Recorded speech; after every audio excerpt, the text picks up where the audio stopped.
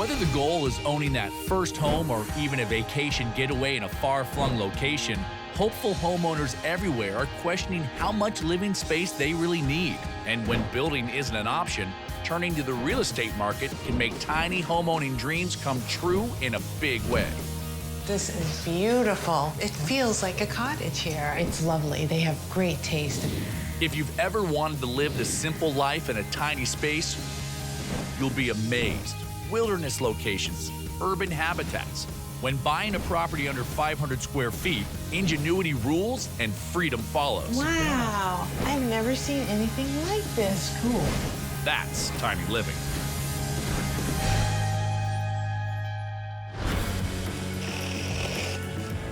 Don't let anybody come in the front door because I got a scaffolding thing there because I'm fixing that hole in the ceiling.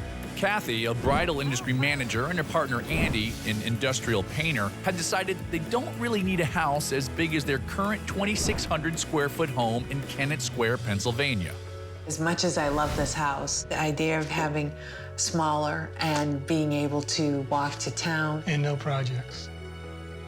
Well, I'm not going to say that completely. Now that they've renovated nearly every square inch of their 1920s house, the plan is to sell it and go tiny. Andy wants to put the tool belt down for good and find a turnkey tiny space where he can put his toes in the sand at a moment's notice. So if it's near the beach and near town, and it speaks to my heart, then that's what I want. See, that's what gives me anxiety is speaking to your heart means a fixer-upper. We can do the work and do it well. It's time for bed, honey. Yeah. Dreaming big about tiny living, they're driving 400 miles northeast to Cape Cod, Massachusetts, the state's most famous tourist destination and the place where Kathy and Andy go to unwind and visit family. All over Cape Cod, there's just tiny homes everywhere, 400 to 500 square foot homes. And don't forget the beach, honey. The beach is exciting.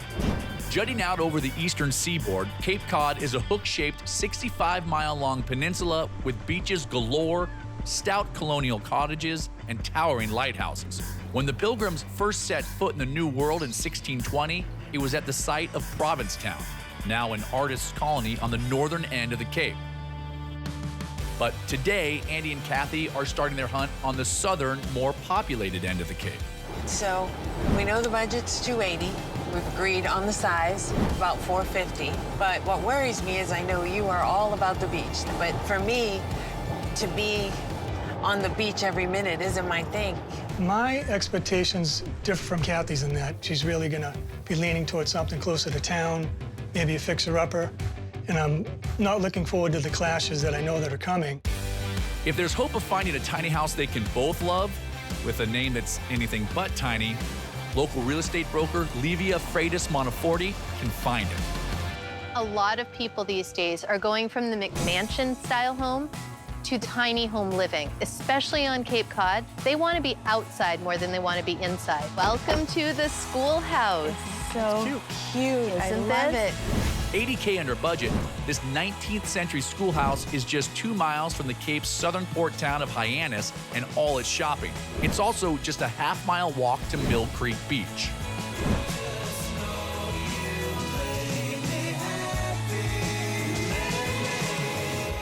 This property is listed at only $200,000, and it's 475 square feet. Come on in. Wow. It feels so much bigger than I thought it would. Very cool what they did with the ceiling. I love the ceiling, how open it is. It makes it feel even bigger.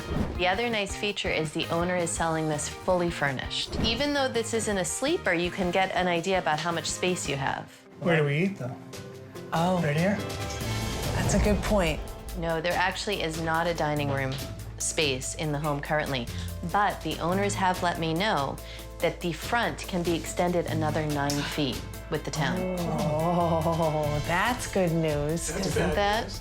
It's scary for me. I really don't think Kathy understands what it's going to take. You can't just push a wall out. I mean, that's a lot of work. It is a lot of work, but we'd easily be able to seat 6 people, maybe more. Okay, just push the wall out? Yeah, just push it right. Where do I push? Right here? Or once you start pushing walls back, beam shifts, things get out of line, and prices go up. But remember, hon, it's only $200,000. It's $80,000 under our budget. Well, while you contemplate, let me show you the kitchen. It was just redone in 2006. Well, I like the layout. Love all of this counter space, but you know what I don't like? I don't like the finishes. I don't like these cabinets or these countertops. I think I can make it better, and I think there's a compromise between changing everything to changing nothing. Can I just say something, though? What is the matter with it right now? Why do you have to? Well, I don't care for their choices. I think for a cottage, I'd want to have white cabinets, maybe with some beadboard, something that looks more like the beach. And I just like natural. She's like the go-getter, let's go do stuff, and I'm the anchor, trying to slow her down for her own good. Well, Because sometimes I do she get gets so tired. wound up with work because she needs to relax. And take a look at the bathroom. Well, it's a little small. Nice, though. I like the beadboard. It's cute. And you know what? I have good news for you, hon. I like the beadboard, too. I wouldn't change it. Oh, my goodness. Check out the shower. Oh, okay. Well, we'd Nice. have to... Nice. No, honey, we'd have to redo that. We would? Why? Because it's new? I want to make it a home. And to me, that is personalizing it, not just for me, but for Andy as well. Turnkey, turnkey. This is very nice. It's very effective. There's nothing wrong with that shower stall. Love it. Come see the bedroom. Wow. Hey, you know what? It's bigger than I thought it would be. Kathy and Andy are hunting for their tiny forever home in Cape Cod. And this antique-covered schoolhouse squeezes in a kitchen with full-size appliances and, much to Kathy's surprise, 2 private bedrooms. Two bedrooms. Wow. But to Andy's dismay, Kathy can't seem to fully celebrate the tiny living it offers and wants to use a wrecking ball to expand the living room. Are these walls safety? Yeah, I didn't say it. I'm busy picking out the perfect daybed in my head. There you 'Cause go. I really like it. There you go. really Let's like go see it. the backyard. Okay, perfect. Look at the size of this yard. I mean, I could put a garden over here I see a lot of potential here. and a place for your grill. I think we can even do the outdoor shower out here for you, I hon. think that backyard can make into a nice patio, and I can make a kick-ass grill area back there, a good-sized one. But how close are we to the beach here? The beach is only 5 minutes that way, and town is 5 minutes this way. That's just what you want and what I want. No, Very it's nice. close. It's not that close. A 5-minute walk to the beach sounds really good, but I'd love to find a place where I could literally maybe walk down a street. The beach is a little bit of a stroll, but my main concern is Kathy and her remodeling could get out of hand. The next place we have on the list is Turnkey, and wait until you see the location. Wow. Perfect place for you, You're Andy. gonna love it. Leaving the south end of the Cape and heading 47 miles up along the coastal highway, Levia has a promising option lined up near historic Provincetown. You gotta remember location. Beach location is always better than, I think, town location. Okay. Well, I'm gonna keep an open mind. Turnkey. Okay. I've never bought anything turnkey. I don't think we've ever bought anything turnkey. What fun is that? Locals and visitors alike are attracted to the Upper Cape's nationally protected seashore and Provincetown's walkable arts district. Welcome to the Seashell. Although House 2 is just a few miles south of town, the beach is just a stone's throw away. This one's listed right at $280,000. It's 400 square feet, but it's been completely redone just 2 years ago. Wow. Really, really nice. Beautiful. Stepping in the house feels like a new home, but it doesn't look like a new home. It still has the character of a Cape Cod beach home. So you walk right into the kitchen space, and in the kitchen space you have everything that you could need. Everything is very new and tasteful. Yeah, it is. Love the sink. These are like old-fashioned steel cabinets, but I new. know. Island for you to cook. I love how simple it is. It feels like a cottage here. It's lovely. They have great taste. The finishings are beautiful. And ironically, a lot of things I would probably pick myself. And look, there's a table. I know, a real table in this one. Oh, I love it. Wow, we'd probably be able to sit 6 people here. And it doubles as a desk. You've got the drawers, so you both can work here and have those water views. And then look at your living room, which also, again, tiny home concept, doubles as a guest room. The couch pulls out to a queen-size sleeper. Our company would wake up to an ocean view. It's turnkey. There's nothing to do but relax. And now look at this, Oh, my. a full bedroom. Wow. I I've never seen anything like this. It's cool. Is that storage? It is. Mattress, so we can see. Look at that. Wow, that is a huge amount. That is so clever. An amazing use of space. In a 400 square foot home, there's nowhere to put anything. There's no closets, you gotta hide stuff, you're keeping stuff in your car because you don't want to bring it in. Here, there's a lot of big drawers everywhere. Underneath that bed is where you could put literally whatever you want. Let me show you guys the bathroom. Okay. Come on over here. My God, it's huge. It is. I was not expecting this. Andy, look at this sink. It's marble.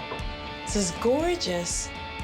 When I walked in, it was much bigger than I thought it would be. Look at the tile shower. Wow. No fiberglass. Beautiful tiles. Oh, I love the penny tiles on And it looks like subway. That's almost vertical subway tile. It is. Yeah, it Well, I is. love this window. Is this original? That is original. They maintain the original windows to keep that cottage feel. I like that because it does make it feel like a cottage. Wait until you see this. Right. No laundry. No way. A washer dryer? Look at that. Beautiful. We are going to be here full time, and I don't want to drive to a laundromat. So I know, Andy, you're a fan of using the vertical space. Well, so is the designer that built this home. Is that you guys, storage? What is it? It's actually sleeping quarters. You guys want to take a my. look? Check it out. There's beds up there? There are 2 twin beds. It's well Wow. worth looking at. I like the idea of a loft and a ladder, and it's very efficient. However, it makes me very nervous. You'll catch me if I fall, right? Go for it. All right. Kathy and Andy will eventually sell their 2,600 square foot house in Pennsylvania and opt for a tiny Cape Cod cottage. Cool. But Andy is more open-minded towards creative ways of hosting guests in their tinier space than Kathy is. You know, spread out, you know, do whatever you want to do up there and not bother anybody. Because I think with friends coming, they'd love to take that. It's very fun once you're up there. Yeah. I'll say that. I just don't know that I see myself doing that. If you guys are all done checking out the inside, I'd love to show you the back patio. So you've got your own Ooh. private little yard space. It's much bigger than I thought. Pretty. I love the old brick. And look at this, Outdoor shower. a must-have living on Cape It Cod. is. This is really cool. Yeah, it's nicer than some I we've think I seen. could shower here all the time. A favorite of mine, we had one when I was growing up, and my mother couldn't keep me out of there for some reason. I don't know. I just like the outdoor shower. Me, it scores on every level so far. I mean, I have not seen anything about the house that I don't like. But it's just not close to town. The next one we're going to see is more of an in-town location. All right, you guys ready to see it? Yes, Come absolutely. on, this way. Not really. Levia moves the hunt a few miles north into historic Provincetown. In the 17th century, the first pilgrims touched down here before moving on to Plymouth. But with its picture book history and shops, this 21st century artist colony suits Kathy just fine. You know, I'm just not going to be sitting on the beach with you every day. And if we're in a place where I can't walk to town, I just don't want to have to drive. When you find something that's a little more money near the beach, it's always going to hold its value because it will always be near the beach. No, I know that. I think it's just, Just keep an open mind. all right. This one I want to show you is called the Standish Cottage. Okay. It's listed at $350,000, and it is only 400 square feet. Okay. Shopping and the beach are just a short stroll away, but it's more than they can afford. It's $70K over budget. Come on in. Okay. Wow. So here in the main area, we've got a nice open living room. Okay. Open to the kitchen, and a Okay. bathroom off to the side. What do you think of the kitchen, Andy? I think this whole room fits nice together. I would set up my cooking area right here. You're okay with electric? I like gas, but I could live with this. We're at the beach. We're here to be outside. I don't like the countertops or the Yeah. cabinet. To me, it's sterile. I can appreciate the work that's been done, and I appreciate the space, but if I was to make this my home, I would have a lot of work to do. I think we'd have to change this. Yeah? No, we're not changing it. Are you sure? Yeah. I don't see the project she sees. I see coming here and relaxing. I can see this kitchen being there for another 15 years. Okay, so that's the bathroom. Wow, okay. Kind of right in the middle of the main room, isn't it? I think the shower needs to be replaced. They actually redid the entire unit about 4 years ago. But remember, with tiny home living, you're tucking everything in, so it's a different style. It's But I think that's... You do? Yeah, I do. You do? Yeah, I do. It doesn't look cottagey. I would want to put in a new vanity and maybe a beadboard. The bathroom does continue the theme from the kitchen, so I would, in fact, love to get in there and add a little cottage charm. Notice how they utilized every inch of that is space. cute. Look at the Okay. closet tucked Yeah. under the stairs. You know, that's a perfect golf club height for me. I could put a GOLF right in here. I wouldn't even have to tilt them. I could just put them See, right put in. them right in. Another nice feature, though, is the sleeper sofa. This can pull out, and you can have your guests sleep right here. But there's no table. People will drive all this way to visit and we'll have nowhere to sit after you cook such a delicious meal. There's so many good restaurants around here. We're going to be down the beach. We're going to be down Main Street shopping. Or when I get here, it's more about I'm here, put my bag down. I don't want to be doing kitchens over. I really don't want to do any painting. To me, I don't see Yeah, I'm much not going very on. comfortable on this bar We stool. can get you a new stool with a pad on it. And, to me, I don't think it's very functional as it sits right now. Okay. And talking about functionality, wait until you see upstairs. Far from your typical tiny house loft, there's a real second story with a queen-size bed. And look at the use of space. Look Oh, at how they okay. tucked in the closets. You've got a built-in dresser, and you have 4 really skylights in the upstairs alone. So you've got a Wow. lot of natural light coming in. You got a view of the monument. And you really also nice. have a view of this deck, honey. We'd be trying to sleep. And look, you can see right onto their patio. Jeez, their deck is right there. Is this a walk-in closet? That's They not can a, fit in there. it's not a walk-in. It does fit a lot, It's but effective, though. I mean, they really use that space nicely. Instead of embracing the tiny thrills of this Cape Cod cottage, Kathy's fixated on wanting more space for dining and hosting guests. this is a reality that I have to get used to, is that this would be it. Andy, however, is digging the drop your bags and move in vibe of the place. For the limited space, I think they've done a great job. I mean, I could very easily come here and enjoy myself in that bedroom. Look at this huge deck. Oh, this is wonderful. If we had company here, we'd be having lunch out in the deck, breakfast out in the deck, and dinner out in the deck. I wasn't expecting this. This is a nice amount of space. It is. This is about a 5-minute walk to town Okay, and about a good. 5-minute walk to the beach. I think it's a perfect compromise for Andy and I. It's a 5-minute walk to restaurants. And I was kind of pleasantly surprised that the beach was walkable. Now that you've seen the place and all the features and all the details, what are your thoughts? There are things inside that I would like to do. Andy might have a different opinion on that. I like the turnkey. I like that I come here, I can leave the tool built at home. I can come in that door, crack a beer, put my feet up, but I am worried about the price tag. It's been a whirlwind trip checking out properties up and down the Cape. But now it's time for Kathy and Andy to pour a glass of wine and hash out what they love the most. I think it's time to start narrowing down the choices here. Which one would you eliminate? I would eliminate the Standish. Really? It's Okay. way over budget. House 3 is a former tool shed right in historic Provincetown. There's an open floor plan, a sizable loft, and a spacious patio, but it's $70K over budget. I agree with you. I think we eliminate the Standish. Wow, that was Good job. easy. Now, what do you want? The seashell. Oh, Go okay. figure. House 2 is right on budget and comes jammed with tiny engineering like hidden storage spaces and lofted accommodations for guests. And although the shops in Provincetown aren't within walking distance, the beach is right across the street. I mean, it's perfect for me. What do you think? Oh, I want the schoolhouse. I loved it. House 1 is the most budget-friendly. Once a 19th century schoolhouse, now it's a tiny wonder bursting with charm and located near all the attractions. But hosting couples, the seashell. At the schoolhouse, we can just walk right down the street and have 10 places. And it's $80,000 under our budget. I do not want to do any big projects at that house. I don't want to do any projects. I don't know. I don't know what we're gonna do. All right, I got an idea. Since the schoolhouse is so far under budget, if you could promise me Okay. that I do not have to lift a hammer to do any work in that house, Okay. that will completely pay someone else to do the work, I'd sign on. So we can get the schoolhouse? Let's get the schoolhouse. Oh, Andy, I'm so happy. Seriously. Thank you so much. I love it. And I love you. They're able to close on the fully furnished schoolhouse for $200,000. And after a few months, they've started putting some personal touches on it.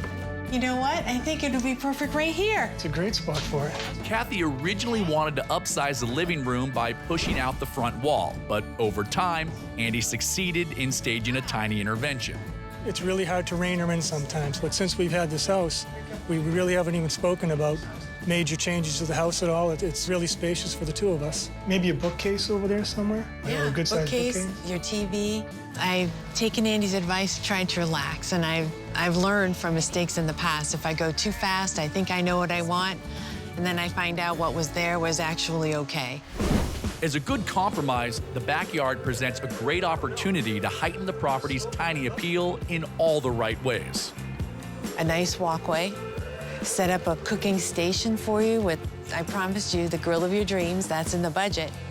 I want to put in the patio and the grill area, nice picnic table and the outdoor shower, because those are things we both agree on right at the outset. I like your idea over there. Okay. In the end, Andy won't need to bring his tool belt to Massachusetts, and therein lies the ultimate turn-on about tiny living in Cape Cod, getting out more. Finally, we own a small piece of Cape Cod, and it's everything we hoped it would be. Couldn't be happier. Want to go swimming?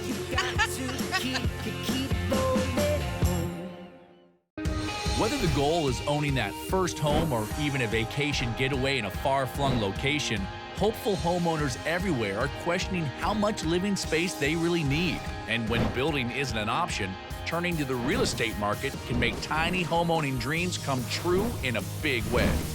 I am frightened to death about living in 350 square feet. But we're committing to that. If you've ever wanted to live the simple life in a tiny space, you'll be amazed. Wilderness locations, urban habitats. When buying a property under 500 square feet, ingenuity rules and freedom follows. Even though it's small, it feels expansive. It's a different way to live tiny. That's tiny living.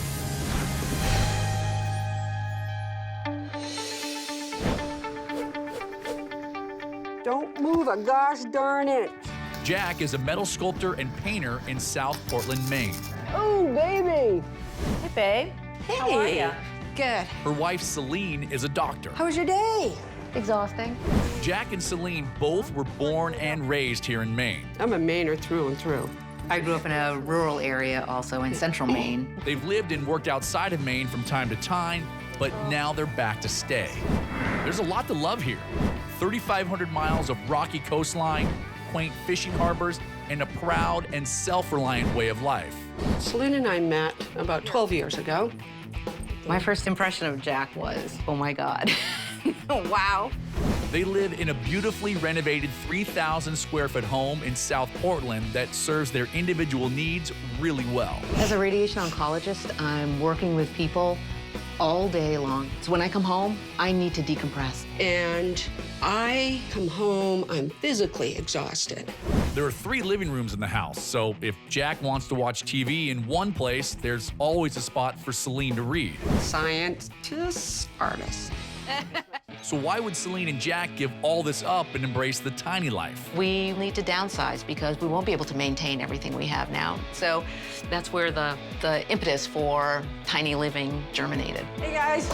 Hey, morning. Jack and Celine have bought tiny homes before, but always as vacation rental properties. We've purchased 4 properties in the local area in southern Maine.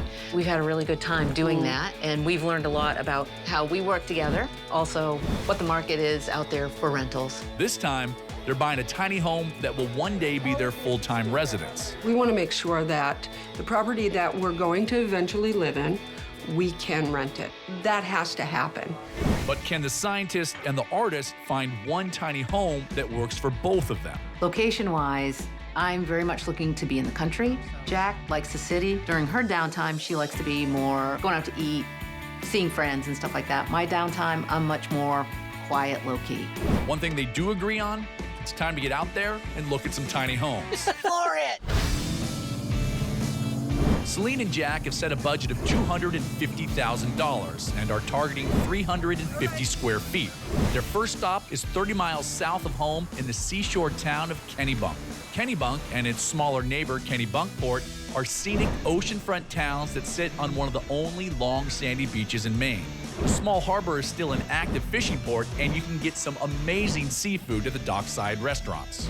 Celine and Jack have already spoken with realtor Wade Fleming, and he's already figured out that his new clients will be a handful. They both have similar interests, but they're also completely opposites on what they really want and where they want to be. Good morning, ladies. Good morning. Wade. Good. How are you doing today? Beautiful day. Welcome wow. to Sandpiper. This particular property is $235, so it's coming in about $15,000 under budget. Nice. This is at 350 square feet. Oh, it's so sweet. Well, come on in. Oh, check that out.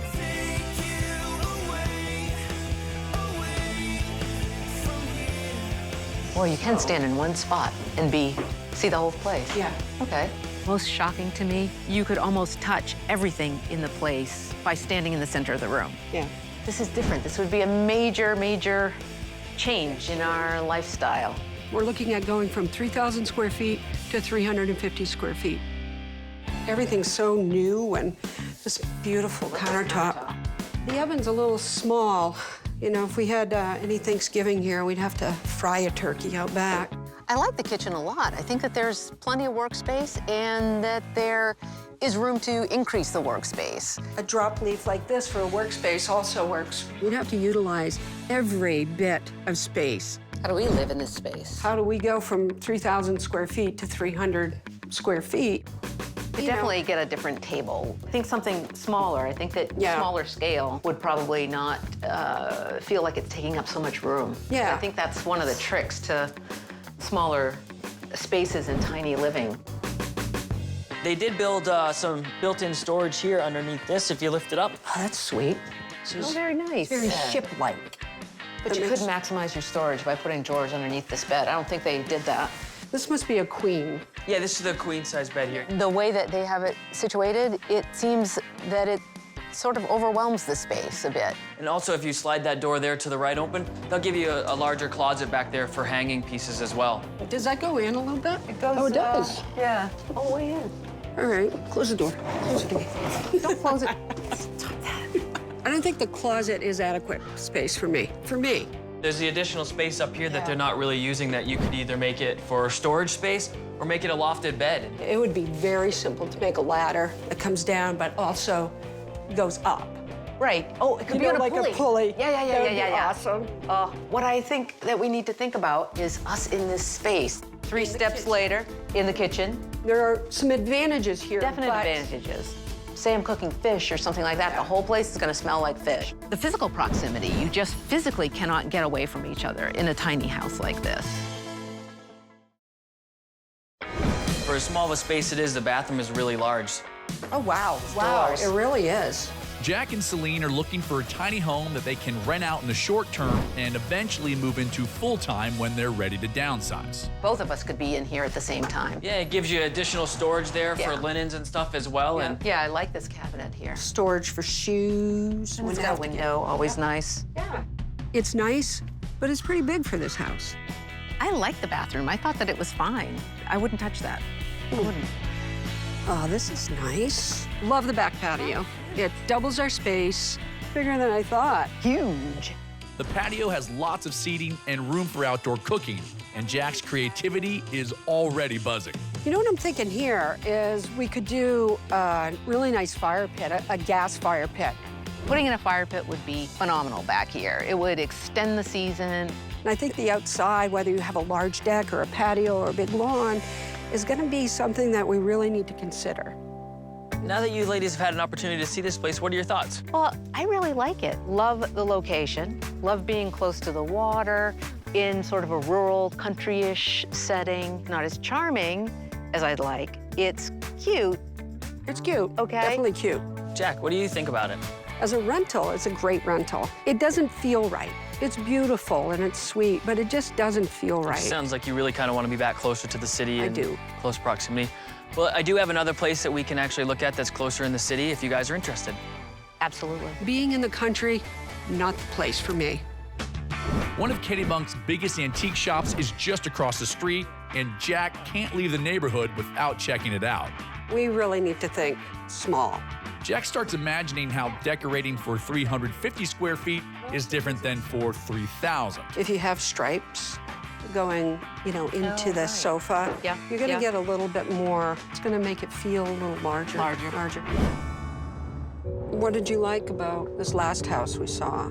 The whole loft idea, I Right. like that a lot, Yeah. to open up space down below. I am frightened to death about living in 350 square feet. But we're committing to that. I know. I mean, that's a no-brainer. We've already talked about that. We're gonna figure it out. Wade's next pick is back up the coast just a few miles from home. Portland is the biggest city in Maine, and it's one of New England's coolest. Old Port is a hub of food, fun, and nightlife, and there's a flourishing arts district, and a lighthouse that's rumored to be haunted by its former keeper. The next house has an attached single-car garage, rare for a tiny home.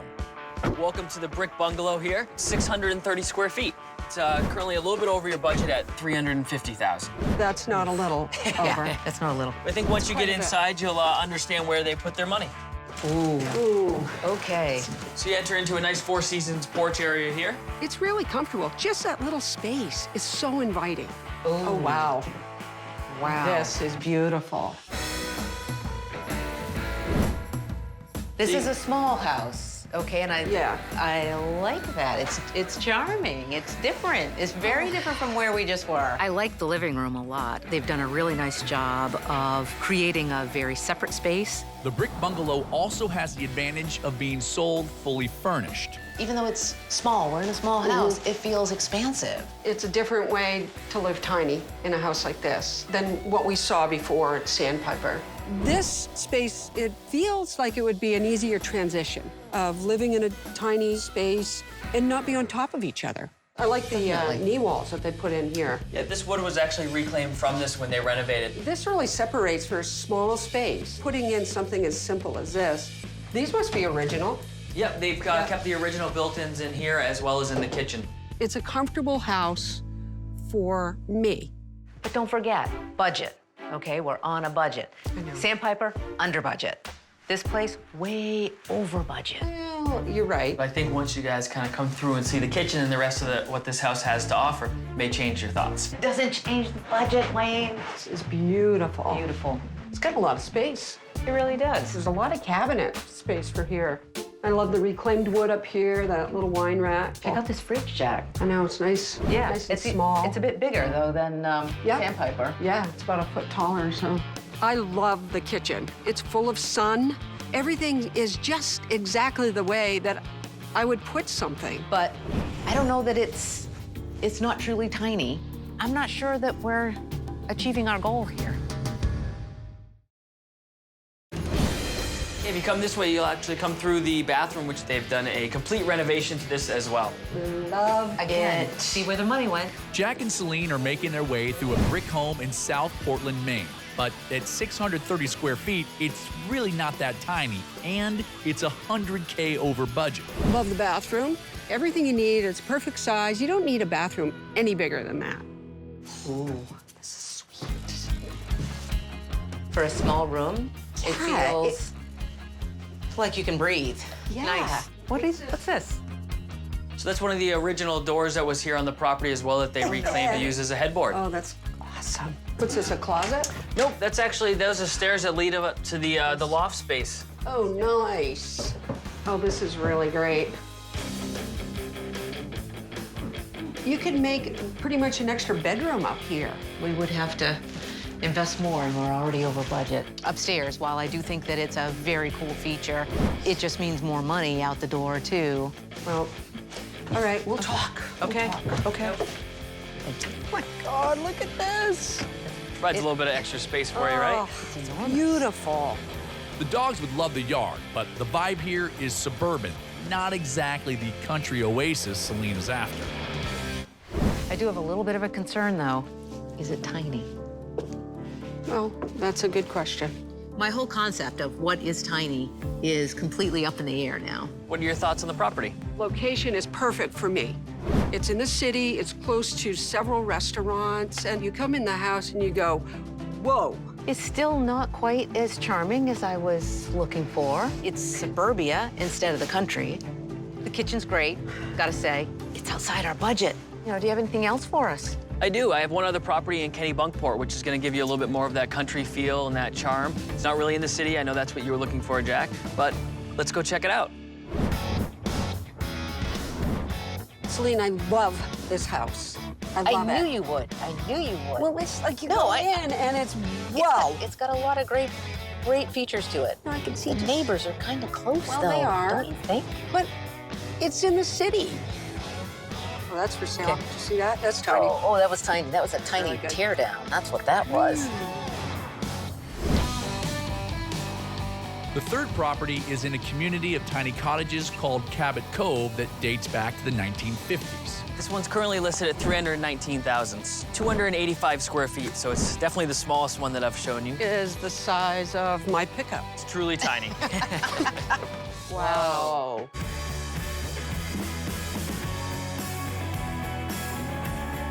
Babe, this is what I'm talking about. This is what I'm I talking know. about. It's 285 square footage. I know, I kind of can't believe it. It was exactly what I've been looking for. It's charming. This is the biggest window seat I've ever Is seen. it? It's kind of like this is the living room. Yeah. And you can do, Sure. you can easily could do 2, 3, 4 people, a couple of dogs. A lot of space underneath here, huh? Yeah. If we lived in a space like this, there'd be more room for my shoes. I'm liking these shelves up here with the painted books. It's wide enough that you could put actual books. In this space, it feels more like there are rooms. Because of this divider here, it makes a real, it really Completely separates. check out the kitchen. I'm loving this. Check this out. You Wow. know, it's interesting. We've looked at, what, 3 houses. Both of them have been larger than this one, and it's the only one with a dishwasher. Yeah, for the smallest place, it actually provides you with a dishwasher. I kind of like that. It's a tiny galley kitchen. They've done a nice job with a very small space. This is the smallest place that we've looked at Yeah. so far, right? Yeah. But it doesn't feel. No, it doesn't. It's a challenge. It's creatively done. It is creatively done. Another thing that's really nice about this condo association is that they have an on-site property management company. They actually take care of all the rent. If you're renting it out, they take care of all of the needs, managing it and cleaning it. So it's another service that is provided here for you. I'm liking that. I know, that goes against it. We would not be on the hook at, in the middle of the night or making, doing the turnovers for it while we rent it out. So as this divider serves a purpose here that we were talking to, but also it actually is what provides you access through here to the bedroom as well. It does give it a feel that there's a surprise on the other side. We don't have to do nothing, honey. Nothing. Oh, this bed is high. Cozy, yes. We'll have to jump up to get in it. A little Maybe step stool. Step stool. And it's a queen size. It is. They got a queen in here with room on both sides of the bed. Jack and Celine are finding out what 285 square feet of living space looks like and how much creativity it takes to make it work. A her and her closet on either side of the bed. Oh, that's sweet. Nice touch there, Check it out, Wade. babe.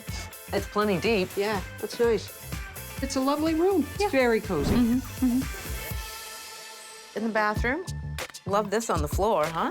Look at the pebbles. It's a little walkway to the shower. Yeah. Nice use of the mirrors here, huh? Makes it feel a little bit bigger. Yeah, expand the space. The ebb-tide bathroom was perfect. It's perfect size for a house that size. It's just cute. It is. It's really Charming. cute. Very charming. I know. I love it. Okay. Oh my Beautiful God. out The here. outdoors space is fantastic. Yeah, so some of the other amenities that this condo association offers you is the common grounds. You can go down there, use a canoe, a kayak. All 16 units have access to this space. And they also provide bikes that you could take and ride downtown, right down to Kennebunkport and then ride back. Oh, that's awesome. So ladies, now that you've had a chance to see the place, what are your thoughts? I am loving this place. Loving it. It's cute. It's charming. It's tiny. And with no upkeep or maintenance on our part. It's very, very rentable as well. It would be a great place for one person. And if we lived in 285 square feet, that could happen. Right. Got a lot to talk about. We do. We do. A lot to talk about. Perfect. Probably some arm wrestling involved as well. Yeah. Jack and Celine are headed to the shore to make a critical decision. I think maybe the easiest way to start, let's get rid of the one that is the least favorite. Okay. I'm gonna close my eyes. Go ahead. Sandpiper. House 1 is 350 square feet and is $15K under budget at $235,000. It has a great patio, but the interior has no personal spaces. Me too. Perfect. Okay, great. How Okay. easy was that? Boom, done. Don't need to talk discussion. about it. I really would love the brick bungalow, as you know. House 2 is way over their $250K budget at $350,000 and oversized at 630 square feet. It has a great kitchen, but it's hard to sell as a vacation rental. Ebb tide, you know. Yeah, You know we I do. like it. It's charming. It is so charming. It's quiet. It's in the country. House 3 is also over budget at $319,000 and is teeny tiny at 285 square feet. But the setting is spectacular, and as part of a condo community, it offers a carefree rental opportunity. And this is a really big decision. It's a really tough decision. Yeah. You know, I don't know what to do. To go from 3,000 square feet to 285 is just a little, it just seems like a big leap for me. I think you got a really good point there. I think 285 might be just too tiny, too fast. I Really? think the brick bungalow is probably the best place for us. So we can get it. We can get it. Oh my God!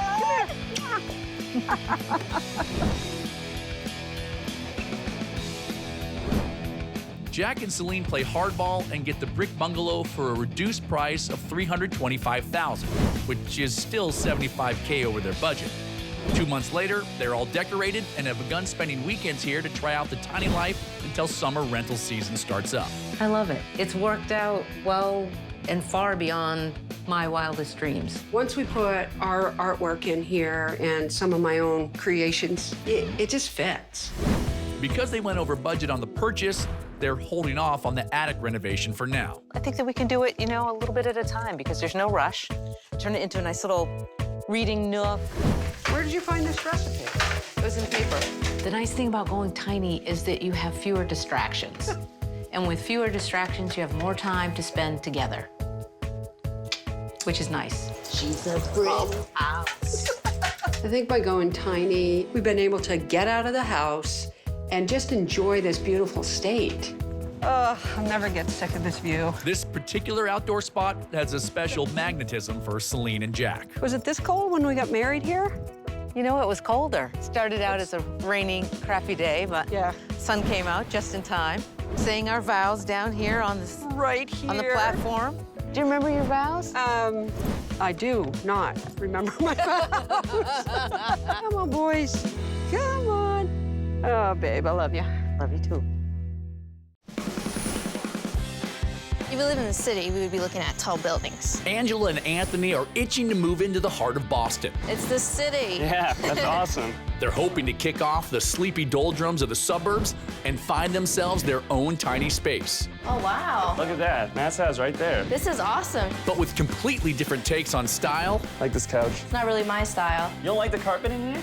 I don't know about like all The this. exposed brick, I really like it. coming to any kind of agreement might be a not-so-tiny challenge. Beat you every time. Oh, okay, let's not get crazy here. Smart buyers everywhere are discovering that smaller homes mean bigger lifestyles. If you've got what it takes to live in 500 square feet or less, ingenuity rules and freedom follows. That's tiny living.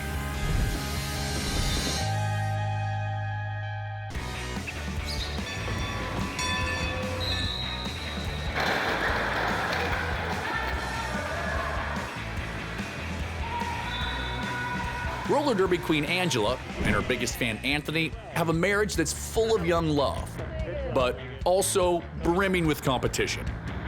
She's kind of more of like a tomboy. She taught me how to play basketball. I am the best. Yeah, she is, and it drives me insane. The two met on a blind date while in college, and luckily, sparks flew and romance flourished. But Anthony, a negotiator in the Air Force, soon found himself redeployed over 7,000 miles away to Okinawa, Japan. I was there for about 6 months, and I couldn't stand it. Your baby wants something to drink? Yeah, sure. So I asked her to come out there. My family was a little hesitant about it, but they knew how much I loved him. See, if we live in the city, we would be looking at tall buildings. Now married, the couple are back in the States. They're currently renting in the sleepy suburbs of Boston with hopes of buying in the downtown area.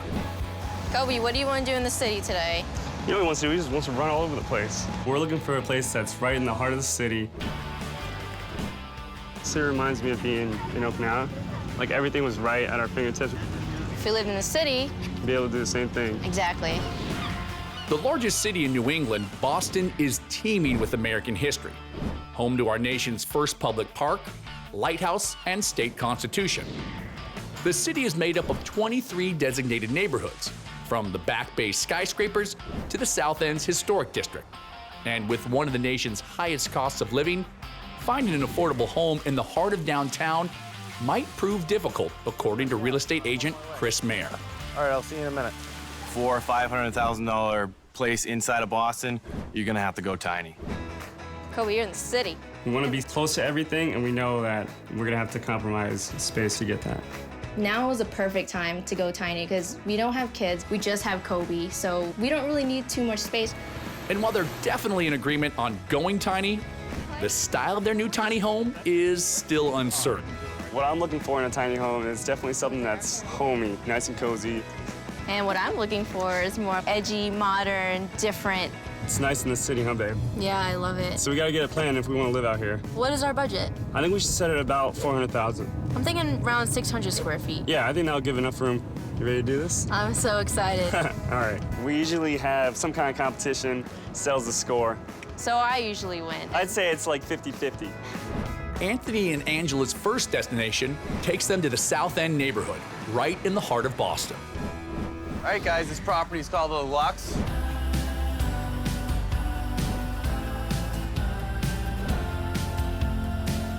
It is over your budget at $425,000. Oh, okay, that's a little steep. Yeah. We are in the South End. It's a premium location. Okay. People pay a lot of money to live here, so. Okay. Size is 525 square feet. It's a little smaller than what you wanted, but Yeah. it's got some awesome features to it. Check it out. All right, guys, here we are. All right, the unit's just to the right here. Okay. Oh, Let's come on in. You can check out the living room. wow, there's hardwood floors everywhere. I'm gonna take this life and turn it into something. Oh, wow, look at the windows. Yeah. Light in a tiny place is actually very important because it can make the place look pretty spacious. There's Mass Ave right there, too. That's awesome. That's nice, huh? Yeah. You guys are right in the heart of Boston. The Lux is situated actually right on Mass Ave. It's right downtown, which is what we're looking for. Like this couch. Nice and comfy, cozy. Yeah. The living space in the Lux is definitely warm and homey. This place has a functional fireplace. That's pretty cool. Yeah, that'd be nice to come home and light a fire, huh, babe? Yeah. During Christmas time? Although I'm not really feeling the style in here. I feel like you can just get this from a catalog. Colors in there didn't really pop for me. Not really my style. You guys can get brand new furniture if you'd like. This is a little over our budget. And the Lux comes in above our budget, and it really doesn't give us any playroom at all. Check out the dining room. Okay. Not often in a small place like this you can fit a full-size table. We never had, like, you know, a formal dining area before. I don't know, I kind of wish there was, like, a bigger common area. You Yeah. know, I feel like that's more of us, like, all hanging out in one area. But we could utilize this place for like a ping pong table. Get some tournaments going. Yeah. Beat you every time. Oh, okay. Let's not get crazy here. All right, guys, well, I'll let you guys hash that out. But let's check out the kitchen. I think you guys are gonna love it. Oh, wow. It's pretty tight in here, huh? It is pretty small, but I Yeah. like this backsplash here. It had a nice brick wall. I really like that feel. It felt like, you know, we were in Boston. Got some cabinet space here. Yep. Just something more along the lines of what I kind of like. I want something unique and different and edgy. Oh, is this electric stove? It is. The building serves only electric. That's unfortunate. Yeah, gas usually just makes it easier. All right, let's take a look in the bedroom. Okay. Oh, wow. This is nice, cozy. I like how the windows are here and your natural light that we want. Yeah, you have hardwoods throughout this place, right into the bedroom. Nice tall mirror kind of lightens up the whole room. Yeah. One dresser. Yeah. You got your own closet here. Oh, okay. Huh. You got your own closet here. Oh, okay.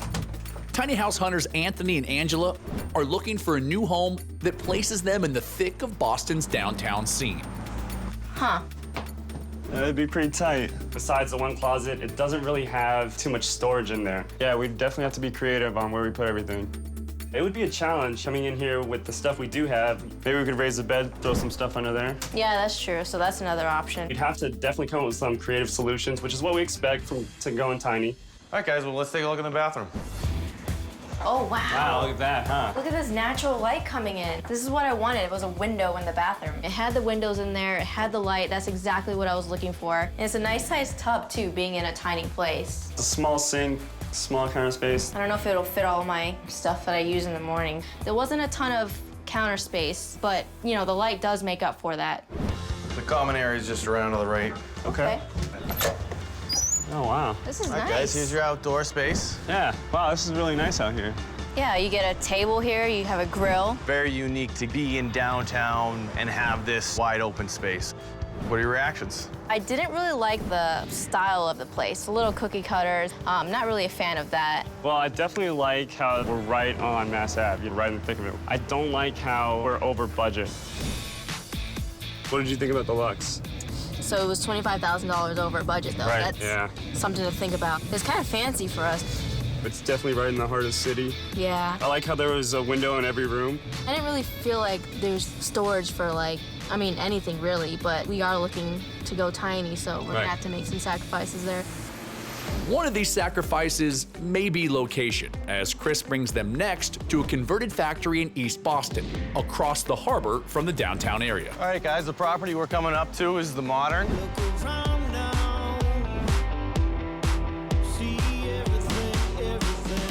It is below budget at $375,000. That's good. You guys actually get a little bigger space. It's 625 square feet. Oh, that's good.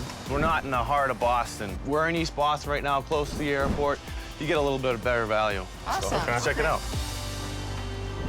All right, Angela, I think you'll actually really like this place. It's got a modern, edgy feel to it. Yeah, I see here with the pillars. Yeah, I don't know about that. Let's take a look. Oh, wow. So your open living space. Look at that, huh?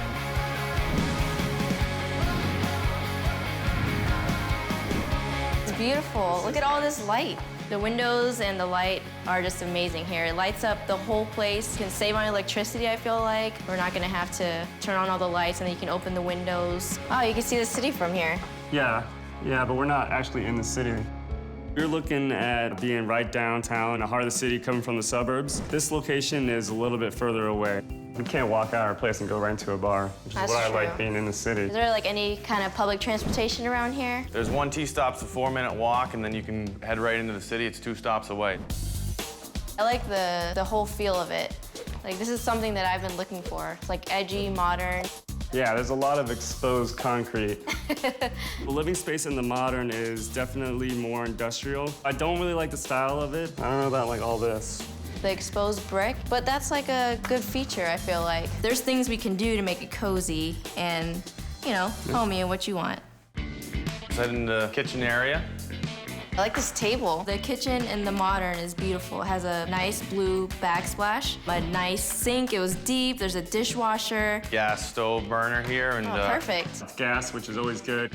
stainless steel countertops and stainless steel appliances. Oh, this is something you were looking for, stainless steel. I do like that. Kind of like the open cabinets. There's a lot of storage space, and I like how it kind of connects with the dining area. This is a tiny place, yet I feel like if we had guests over, it's big enough to host people. All your dirty friends here, tearing it up. We can skate in here. Little dirty party. All right, guys, let's take a look in the bathroom. Okay. Oh, wow. This is actually pretty big for a tiny place. The bathtub's really nice, too. It's good. It's like a full tub. Yeah, they even got additional storage back here. If you guys shut the door, you can see. Oh, that's good. Look at that. Yeah, I really like the color in here, too. Yeah, it's nice. The bathroom's huge. I was thinking it'd be like a stall or something like that.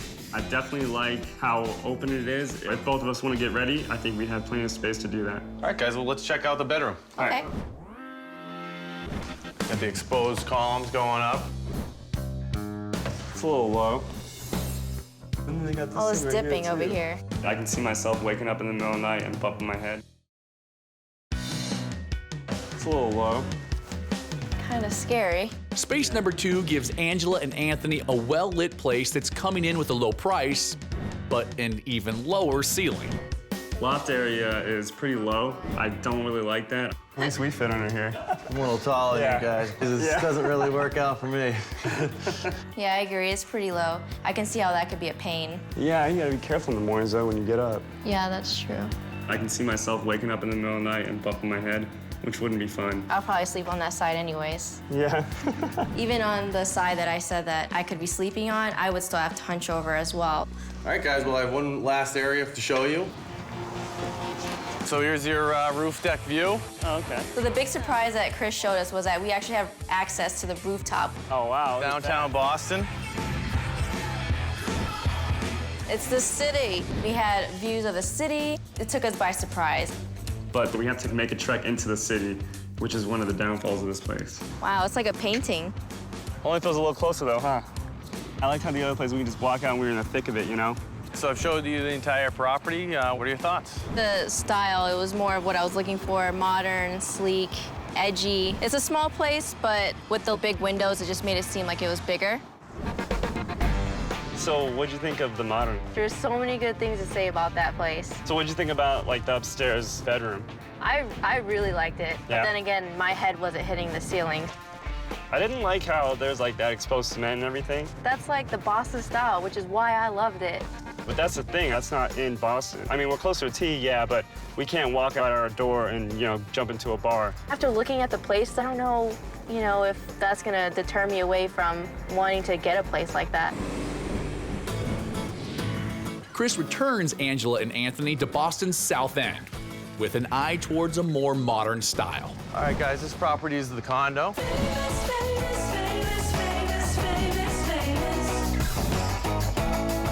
We are in the South End of Boston. Awesome. But I was able to find something right at your budget at $400,000. Perfect. Nice. A little bit smaller than the last place we saw at 575 square feet. Awesome, so that's something close to what we're looking for. Yeah, I think you guys will like it. Let's take a look. All right. Thank you. All right, guys, here we are. Let's take a look in. All right, good. Oh, look at this. Oh, wow. Oh, yeah, huh?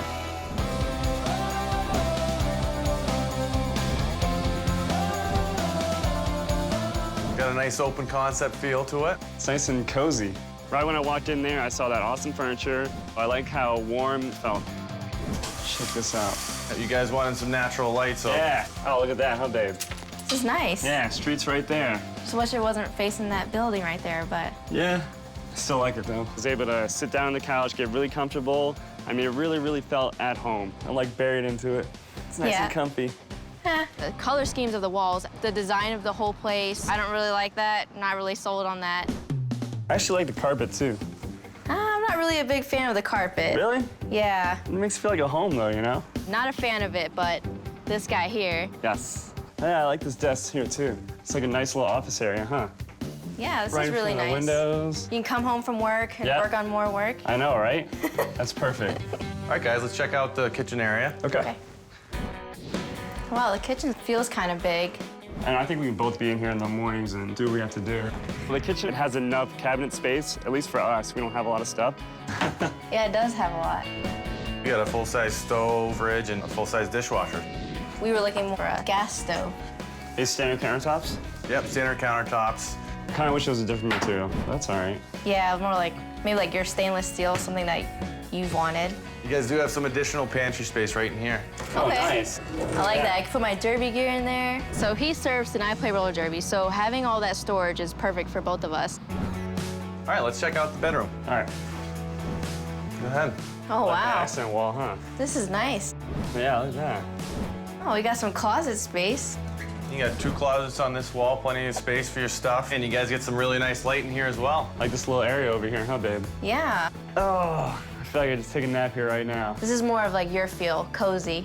Yeah. It's like a full dresser, too. I know, right? And actually, you have some additional storage in this unique bed. Oh, cool, look at that, That's huh? perfect. Yeah, I know, right? This looks like maybe like queen size bed in here. There's carpet in here, though. You don't like the carpet in here? No, it's everywhere. I feel like this kind of takes away from like something modern and cool that I would like. You know, now that I think of it, there's only 2 windows in the whole place. Yeah, it'd be nice, you know, if it stretched a little bit more. There's only 2 windows in the whole place. I wish there was like a little bit more. Anthony and Angela are looking for their ideal tiny space in Boston, but neither find the current view to be particularly appealing. We wanted lighting as like one of our main priorities. yeah. I feel like windows are very important in a tiny home. It was also facing towards another building, which I didn't really like. That's something that we'll have to think about. All right, let's check out the bathroom. So you got a full bathroom in here. Oh, okay. Oh, okay. Oh, wow, this is pretty yeah, big. Yeah, you got a full-size shower and a tub here. Look how deep the tub is. It'd be cool if there was like some natural light, Yeah, I like with know. the window Yeah, I or kinda something. I I was kind of hoping maybe the bathroom would have a window. I kind of felt enclosed, and it's kind of like a downfall for me. More storage there. Okay. I feel like we could both get in ready in here in the mornings. Yeah, we can both fit in here, definitely. Yeah, we have to shuffle around a little bit, but I think we can make it work. Yeah, I mean, we are looking to a tiny place, Yeah, so. that's true. I really like the condo. I like how warm and homey it felt. We're still like downtown in the center of the city. I love that. So we definitely have a big decision to make. Chris showed us 3 great places, so we got some thinking to do. With 3 tiny property tours in the books, Anthony and Angela need to pick their future home. All right, so we definitely have a tough decision to make. And I think it'd be a lot easier if it was just 2 places to choose from. Yeah, I agree. So I think that the Luxe is just a little bit too fancy for us. Space One is a luxurious unit in the heart of South Boston, coming in $25,000 over budget and at 525 square feet. The outdoor area and fireplace provide an added bonus, but a smaller kitchen is somewhat limited. It is $25,000 over budget. Right. Let's just take the Luxe out. Okay, so the remaining 2 places, which one are you leaning towards? I'm leaning more towards the modern. Space 2 takes them away from the heart of Boston, but it's also $25,000 under budget and 625 square feet. The style has an edgy urban feel to it, but the loft's low ceiling is a reality that's hard to ignore. Well, I am leaning more towards the condo. Space 3 returns Anthony and Angela to the downtown area, coming in right on budget at $400,000. Its 575 square feet provide a comfortable modern style, but the limited light and carpeted floors are less than ideal. Yeah, but think about the big windows in the modern. And it's $25,000 cheaper. Yeah, I know, but we're like so far away from the city. How about that roof deck, though? It was a bonus. Yeah. You could see the city.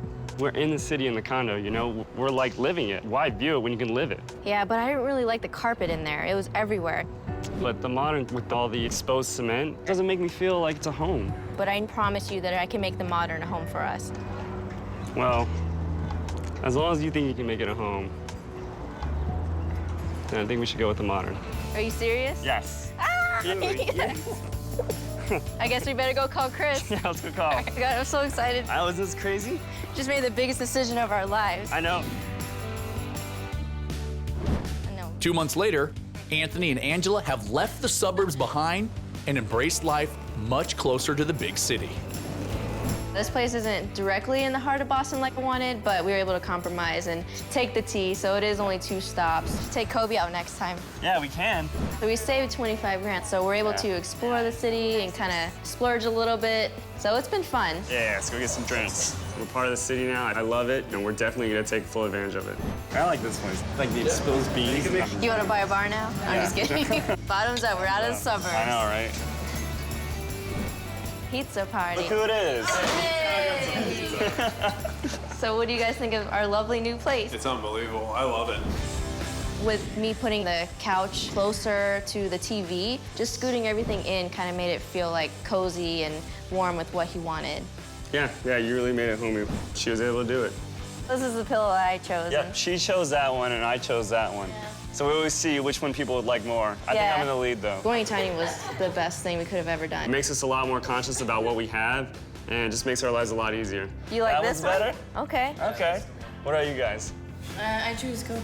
You choose Kobe? That's a good choice. Good answer.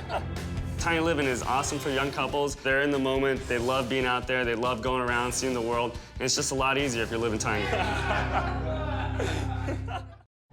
Whether the goal is owning that first home or even a vacation getaway in a far-flung location, hopeful homeowners everywhere are questioning how much living space they really need. And when building isn't an option, turning to the real estate market can make tiny homeowning dreams come true in a big way. This is such a funny door. You need some toilet paper? No, I don't.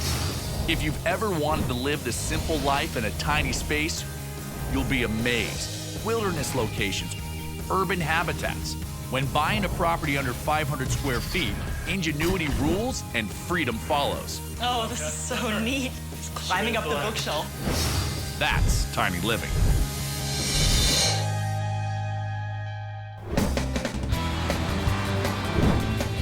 the last time we went to the nature center? Snowden, if you could be any kind of animal, what kind of animal would you want to be? A fish? Elizabeth and James think Boise is a great place to raise their 2 kids, Snowden and new arrival Olson. Let's go in. Let's do it. Boise is a great place that has a lot of culture, and then it also has great access to outdoor recreational opportunities. So the combination of those 2 things is just really great for us. It's a gopher snake. Do you know what a gopher is? No. Hey, Steve, it's James. How are you? James works as a real estate broker and Elizabeth as a published writer and online teacher. So to have enough room for home offices and family life too, You are making it difficult for me to make phone calls. they bought big, really big. We live in this house, almost 4,000 square feet, which is very big, and we love this house. What it lacks is outdoor space, and because the house is so big, it's really quite easy for us to stay indoors, which is not why we live in Boise. But over time, Elizabeth realized that a quieter place away from the family buzz Do you need a hug, sweets? would help her writing career. This is a very small matter for such a gigantic temper tantrum. Elizabeth also teaches in Boston part-time, so the idea of buying a second tiny house turned into a real need. It makes sense to have a tiny house, one that I can use as an office, and that James can use when I'm out of town and this house rents out. I want it to be something that I can use without being burdened by all of the maintenance of this big house. They have a budget of $65,000, but can't agree on size. James wants a family-friendly 500 square feet, but Elizabeth wants to go teeny tiny at 200. You know, the challenge we're gonna have still is this size thing. That's gonna be a hard one to reconcile. I want it to be someplace that feels monastic enough for me to write in. In writer speak, Elizabeth wants a monastic space, something simple and low-key. But when needed, James also wants to make sure that their new space functions as an outdoorsy retreat the whole family can enjoy. If we end up with something much smaller than 500 square feet, it's gonna be hard to get all of the use out of it that we're looking to get. Derek Hurd is a local architect and designer who will help them find the perfect tiny house. James and Elizabeth, they are coming from different places. So we have to reconcile that with the best of both worlds and find something that they both can work with. Hey, guys. Hey. Welcome to the loft. The sun comes out, and it's a new day. Wow. Oh, this is neat. This is industrial. So price-wise, it's $80,000. Okay, so a little above our budget. Yeah, but it's 625 square feet. What? It's not teeny tiny. Sorry, Elizabeth. Come on in, let's look at it.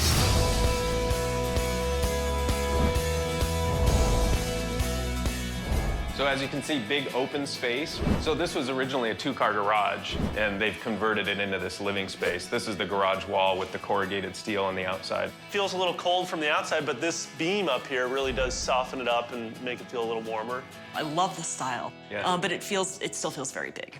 I mean, are you looking for a prison cell size, or what are you thinking? I mean, I think a prison cell sounds kind of like a great place to write in. Okay. Just kidding. I really like the windows and the light and the openness of this place, but it feels kind of stark in a way that I just can't get comfortable with. You can feel the history in it. You can feel that it was a garage, and I like that. So as you can see, full kitchen setup here, 4-burner range, dishwasher, full fridge over there. Neat. Yeah, this is fun. I mean, Yeah, 3 this is different fun. counter surfaces. I That's know. mixing it up. I like this. This is recycled glass here. You can see all the little pieces of Oh, mirror wow. and glass in there. Gosh, this is Cool. beautiful. When you're out of town in the summer, I could have a couple friends over. It's big enough we could prepare a meal and kind of share the space. And then this window is great. Look at all this light. This is really neat. The only con is the books in the kitchen would be, in bed together. I would rather a little less kitchen, I think. With the kitchen, I'm of 2 minds. The mother-wife loves the kitchen. The writer mind feels that a kitchen of that size is unnecessary. It seems like the nicer the kitchen, the more distracted she's going to be by it, which is a challenge because I want to have a kitchen so that I can do some food prep. Before we go upstairs, take a look at the bathroom right behind you. This one here, okay, great. This is a great, big, spacious bathroom. And this window, oh my gosh, it's huge. Exposed things. Look at the wood and the glass and these big, what are these, big cinder blocks? Look at the shower. Huge, beautiful shower. Wonderful. Yeah. There's no tub, right, for the kids, but I guess we could Get a just little- bring in, one of those plastic baby tubs or Yeah, whatever. that would be great. Right. This is so neat. I could use this as an office. Now we're talking, okay. Let's go look up at the loft. Okay, Sounds great. good. Reclaimed fir stair treads here. Oh, wow, all these. Derek hopes Elizabeth can see this garage-turned-studio as a good space to get some writing done, and for James to like it as a tiny home for when the couple rents out their big main house during the summer. Oh, wow. Okay, the loft. Yeah. Again, big open space. Yeah. I'm not thrilled about the steel again. It's like a little harsh for me. I like it because it's this fun contrast of earth-made and person-made. Oh, look, and here we've got this perfect little desk nook. Oh, yeah. This is a nice writing space. It feels like it is kind of hemmed in a nice way. It's got a view of this quiet tree-lined street. Bed, 2 end tables, you know, the windows on the ends. It works.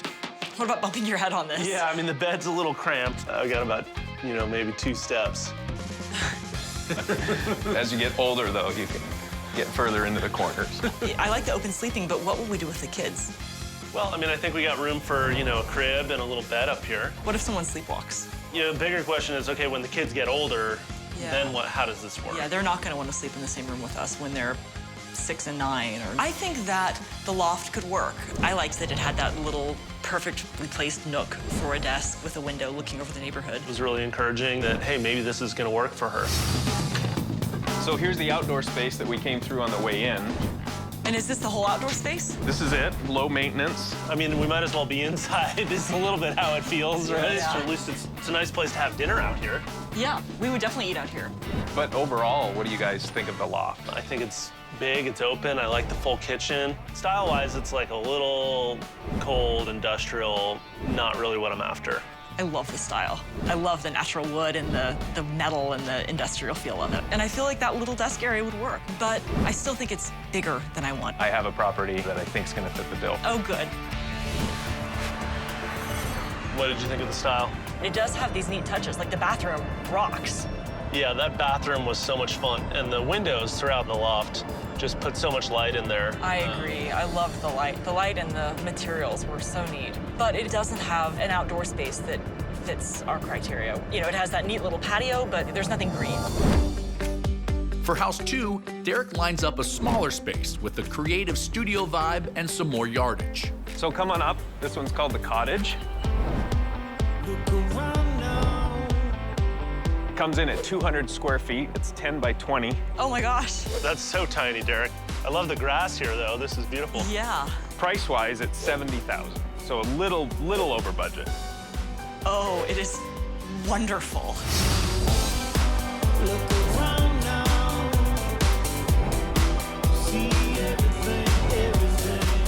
Look at how many books could be written at this wonderful desk. It has this wonderful blue floor. It's tiny. You can see yourself working there. I can. I just love it. Do you love it? If you're writing there, I don't see how we're going to be playing on this floor and, you know, doing our thing in here while you're trying to get some work done. It does feel like a house for one person, not for a whole family. Okay, all right. How does that make you feel, James? Yeah, right. I feel like I'm going to sit back and have Derek psychoanalyze me while we talk about how we've just gotten booted from the whole deal here. We have this whole life at our house that's full that we made, that we love.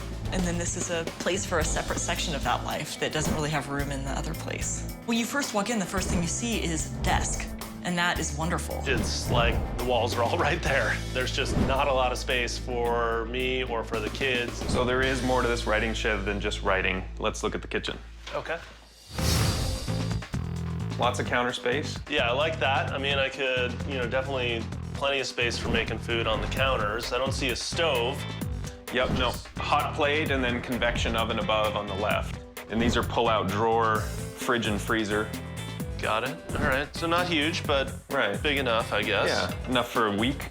And then again, a lot of daylight, big window looking out into the yard. This is perfect. It feels like a tea house. I mean, obviously, I'm not making any big meals in here for company or anything, but, you know, I guess in the summertime, I'm mostly going to try to be out of the house or eating outdoors anyway. It's my favorite distraction to do things like make scones and Play-Doh and just anything kitchen-wise. Whereas this kitchen, it's perfect for making a sandwich or having tea, but it's not, other than that, a kitchen that would draw me away from my work. It's not the writer's enemy. Yeah, this is a really nice bathroom. This is great. Let's go in the shower.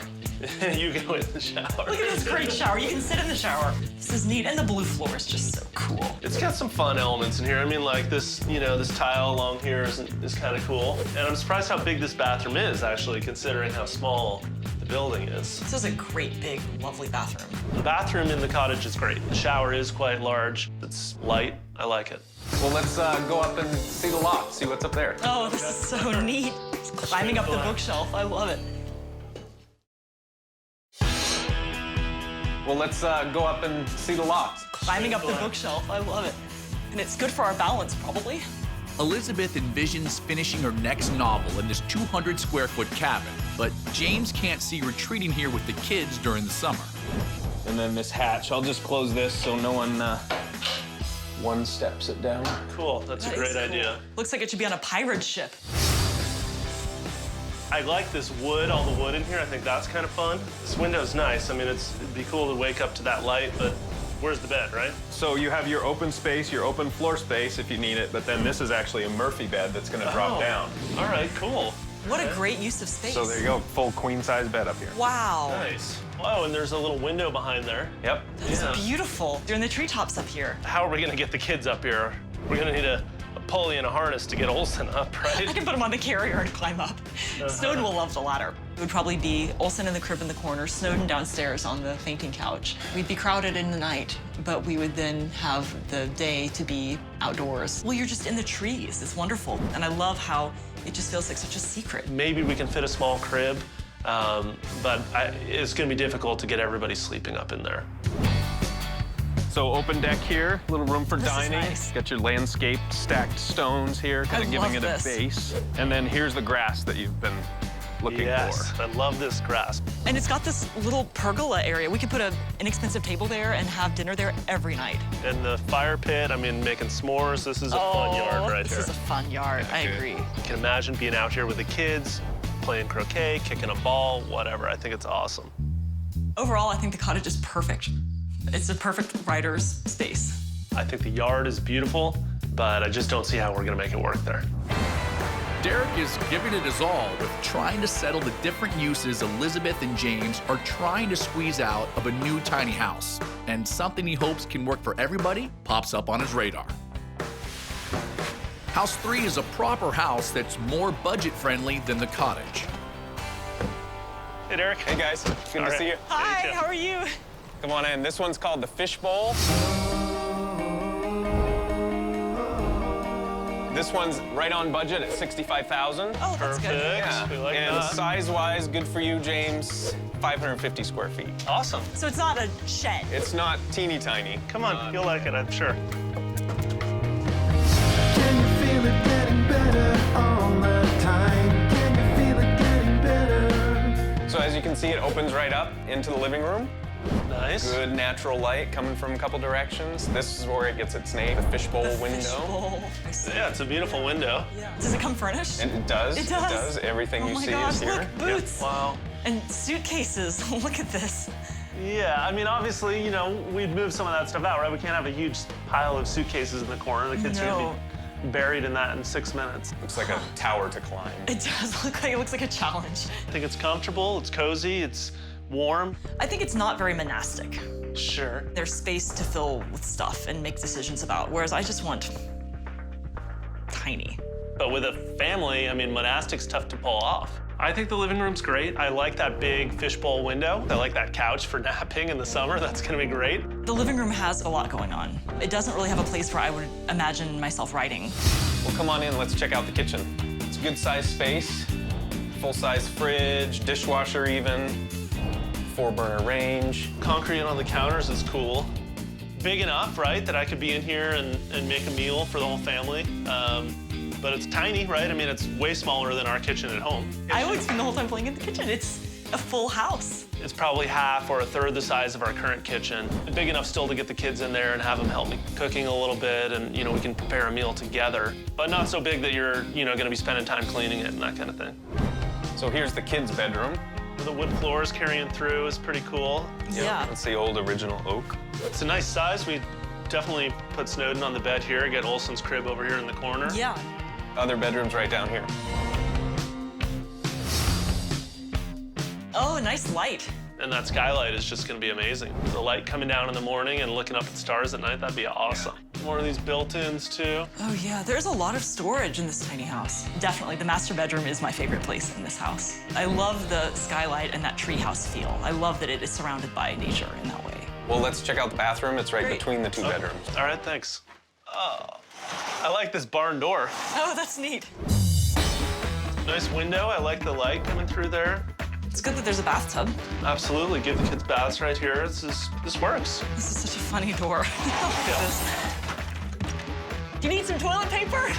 No, I don't. Thank you. So come on out and check out the deck. Little outdoor living space. I mean, really, this is what I want, right? Is more of an outdoor living space. Right.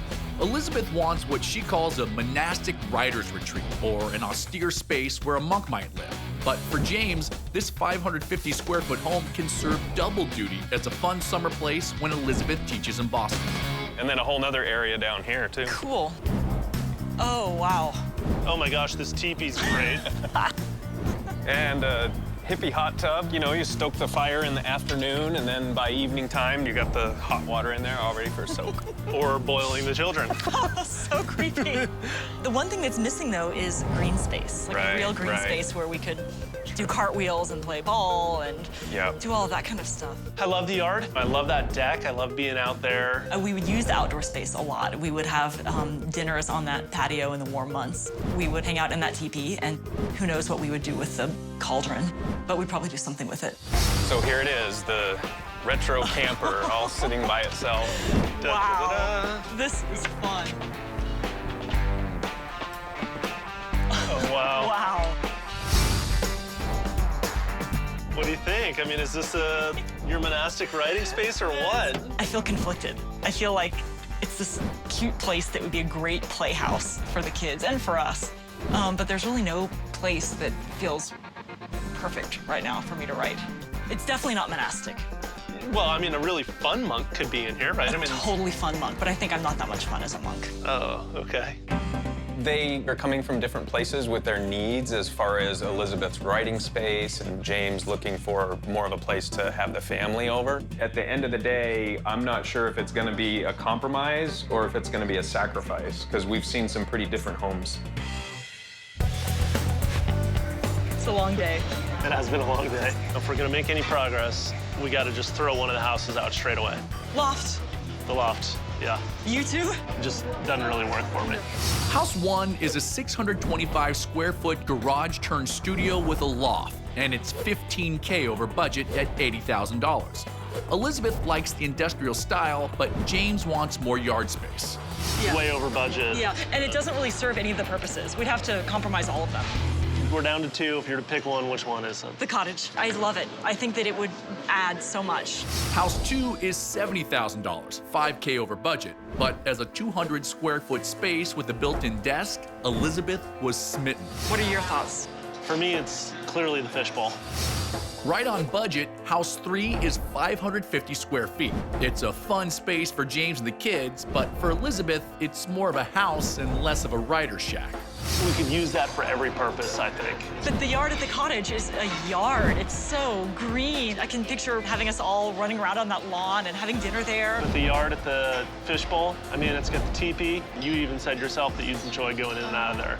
The trailer, how much fun would Snowden have playing in and out of that thing? I see all that, and those are all fun things, but the cottage is just so clean and tranquil. That's where I feel I could write best. But I also get that the fishbowl might be better for the other 3 of you. So if the fishbowl is the one that you feel in your heart we need, I can go there. The main purpose of the building is really for you as an office. Yeah, I'm gonna be there in the summer, but every day all year, you're gonna be there writing.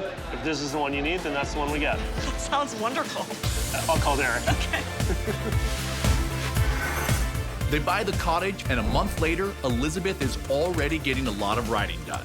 Life in the cottage is terrific. Cozy. In just a few weeks now, Elizabeth's gonna head off to Boston to teach for the summer. She'll bring Olson with her, and Snowden and I will stay here, and we'll move from the main house over to the cottage. Snowden, what do you think about the cottage? Do you like being in here? Uh-huh. Tell me about it. It's beautiful. Snowden has really been helping me out in the kitchen over here. Can you help me cut up this banana right here? I think because it's smaller, it's a little less intimidating for her. Go ahead. all the way to the top. I'm gonna follow you up. And soon you're gonna be able to do this all by yourself. A lot of spouses would have thought that this was indulgent. Almost there. But James recognized that this was necessary for us to flourish as a family. It's called a Murphy bed.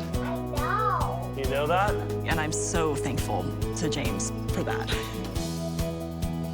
And I can take the dogs. You got the dogs and I got the guy? Yeah. Lead the way, Snowden. This choice that we've made together really betters us both in so many ways, which has been the case here. It's been cool. You be the leader, but don't run too far ahead. I thought that was sweet. You got a lot of space. But I was much farther from work. Son of a bee! Tiny home seeker Caitlin is an artist in Philadelphia, PA. This is awesome. There's a washer dryer right here. She's shopping for a combo studio and living space. It makes me feel really tense. There's a lot of unknowns when you're buying a house, and there can be a lot of things that go wrong. Her touring partner and new boyfriend, Govinda, is coming along to make sure she gets it right. Whoa. You all right? Totally fine. Smart buyers everywhere are discovering that smaller homes mean bigger lifestyles. If you've got what it takes to live in 500 square feet or less, ingenuity rules and freedom follows. That's tiny living.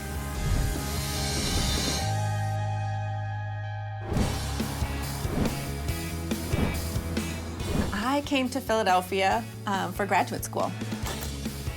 I'm a printmaker, and while I was there, I fell in love with the city. Caitlin's an artist who studies centuries-old bookmaking techniques and uses them in her work today. I am an adventurous go-getter, and I really like to be creative. You know, I like to spend my time thinking about things. I consider myself someone that is a lifelong learner, I guess. One of the things that Caitlin's been learning about recently is tiny living. I really don't like taking care of a huge house. I'm an artist. I'm also writing, and I have a studio, and it's a lot to take care of. So I really want to take those things and combine them down to make my life simpler. But her interest in tiny living was actually hatched a long time ago in a surprising place.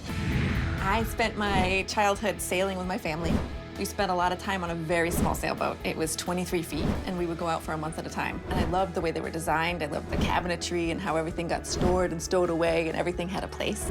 And I think that sort of creeps over into what I wanted in a house later on. I don't have kids. I'm in my 40s, and I have been renting for so long, and I want to own something. I want to own something that's not going to disappear. There's also the freedom that comes with living tiny. One of the reasons that I want to do this is that I want to keep my cost of living down, too, so I can do other things like travel. That would be great. I just adopted a really wonderful dog. Good girl. Named Mildred. I call her South Philly Millie. She's adorable. Hello. How are you? 6 months ago, her life took on a whole new dimension. I met Caitlin through a coworker. We were just having some drinks after work. Caitlin shows up, and you know, we get to chatting, and we just hit it off right away. Govinda is a number-crunching analyst in the business world. What kind of couple are we? Like a yin-yang, opposites attract type of deal. It is one of those situations, isn't it? Yeah, it's like a seesaw, but that's always in balance. Yeah, and he is an amazing cook. He does cook for me, and I think he likes mine, too. We haven't been together that long, but I can imagine in the future that it would be great if he did want to move in with me. We haven't had an argument yet. Are we going to argue over this? Probably, almost definitely. Oh, excellent. Hello. Caitlin's already spoken with realtor Stephanie Uff about living tiny in Philly. Okay. Nowadays, people are okay with living in tiny spaces. We go tiny so we can live right in the heart of everything. Just to be in the center of the city, sometimes you have to sacrifice space. I think my budget's about $200,000. Okay. And I'm really trying to keep the square footage down, so I'm thinking I want something in the 500 square foot range. You know that's really small, right? Yeah, it's really small. So, tiny, backyard, not ugly, studio, big kitchen, hopefully me space. Definitely you space. Oh, definitely dog space. Thank goodness. Yeah. Stephanie's first selection is in a historic area just south of the city center in a neighborhood called Queen Village. This house, I'm going to call the classic. I love this neighborhood. I work right around the corner. It's $190,000. Oh, that's great. That's under budget. But it's 575 square feet. That's a little bit more than I was hoping for. Let's take a look. All right. See what it's like. Oh, this is great.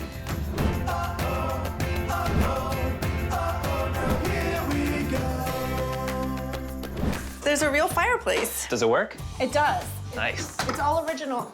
Yeah. Warm and cozy. You're getting the winner. Yeah, that's excellent. Do you think you'd try to work in here? Well, I don't know. The living space in the classic is really nice. It's got nice hardwood floors and an amazing wood-burning fireplace, which who would have thought I could have that in a tiny house? What is this? It's actually the kitchen. It's the kitchen downstairs? It is. The steps are very tiny, so be careful walking down. The joys of a trinity. Oh, it's really cute. It's a little on the tiny side.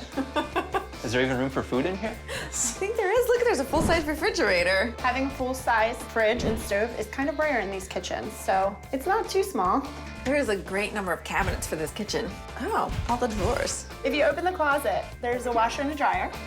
Oh, yeah. That's cool. I don't currently have a washer and dryer, and it would be awesome to not have to drop off my clothes. This kind of reminds me of being on a boat. So here's the first bedroom. The light is great. The light is great. Decent size. Yeah, it's got really nice windows. It even has closets. Ooh. Oh, wow. That's great. It even has some drawers in here, but that can't open all the way. Oh, that's brilliant. Good design. I don't think that's the smartest use, and I think a better design could make that room a lot more functional than it is right now. I would probably put a smaller bed in it, and then it would totally work as a bedroom. Here's a full-size bathroom. Oh, it's nice that there's something full-size in this house. You're such a joker. I like this. This is smart use of the space. It's a nice window. Yes, people can see you when you get out of the shower. That's perfect. I like how they put the shower curtain, it goes around, so you can actually have natural light in here. It makes a big difference when you come up the stairs. Yeah, and there's a full tub in here, which you didn't have before. Yes, I love a tub. Yeah. It would be an amazing step up for me to have a bathtub, and especially in this small space. This is nice. Oh, it's beautiful. This is so great and light and airy. I love it. See, this would be a great studio room. I can imagine myself working in here with all the light. It's already art stuff in here, so yeah, there's good vibes in this room. I like it. Are you ready to go check out some outdoor space? I would love to see some outdoor space, yeah. Let's do it. All right. Are you ready to go check out some outdoor space? I would love to see some outdoor space, yeah. It's a nice little courtyard. Yeah, nice little patio area. Caitlin's a Philadelphia artist who's looking for a combined studio/living space, and the first house has definite promise. It is a shared space, so you can keep a table and chairs over here, but your dogs could still stay out here. There's 2 gates. Yeah, we can keep them in, let them out, run around. They'll make lots of friends. I'm sure all the neighbors will love them. Oh, I don't know about that. We'll see. I mean, ideally, I'd love my own private yard, but no, this will work. The big question is, what'd you think? Well, I love that studio space. I think it's a fantastic room. It's got great light. I would love to work in there. And I also love this neighborhood. I love that it's close to cafes and restaurants and things to do. I mean, it's a pretty functional 575 square feet, but, you know, with the issue of the studio, big studio, small bedroom, or vice versa, I think it'd be useful for Caitlin to look at some larger properties. Yeah, so you guys want to see another house? Yeah, absolutely. Let's do it. I really liked that one. But I mean, things were literally right on top of each other. Those stairs were weird. That's true. But it had that great top floor bedroom with a bright light. But you said you wanted to make that a studio, and if you do, then you're gonna be left with the shoebox of a bedroom downstairs. That would be right next to the bathroom. So then in the middle of the night, you're not like going up and down those stairs. Oh, that is a good point. I mean, Can't argue with that one, can ya, mister? Yeah. No, that's a good point. Stephanie leads Caitlin and Govinda 2.5 miles south of Center City to her next pick. Okay, so next we have the South Philly.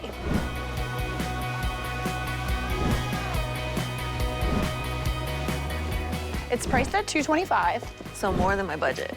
but it's 725 square feet. I think you might like some more square feet. Well, I like the brick. I'd like this whole block. And that's a really nice wood door. It's a full-size living room. It is a full-size living room.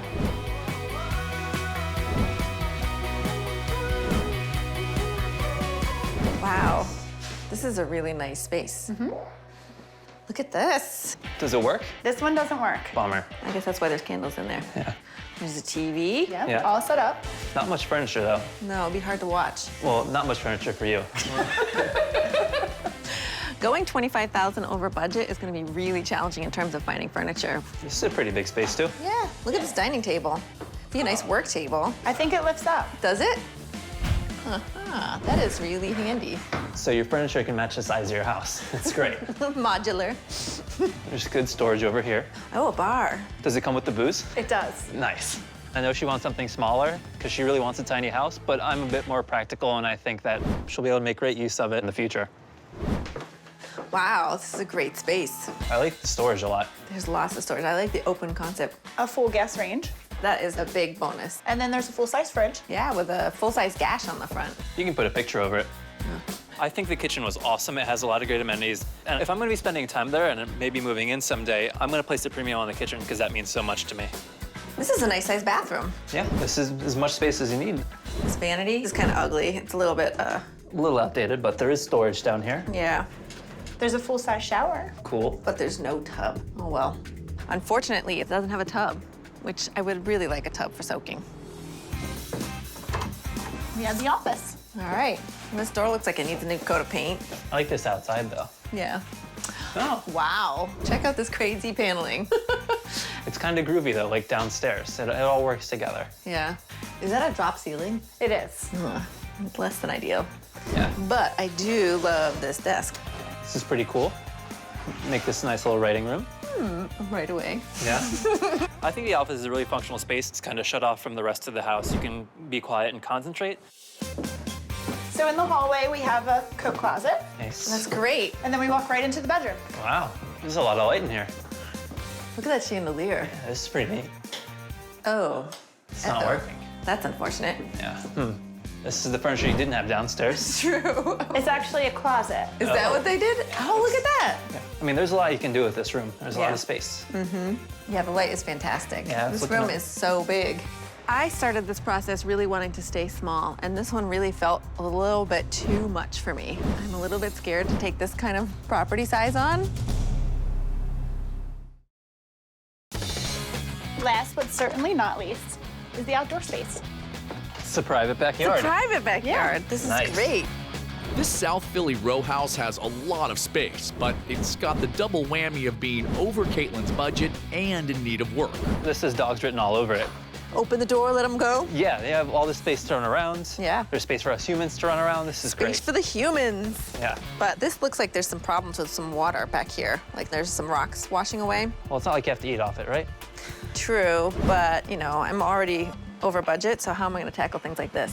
The South Philly is coming in at $225, which is well over my budget. And this house is 50% bigger than what I wanted when I started on this house hunt. It makes me feel really tense. There's a lot of unknowns when you're buying a house, and there can be a lot of things that go wrong, and that could just destroy my finances. So, you know, I'm really interested in looking at one more smaller version of a tiny house in Philadelphia.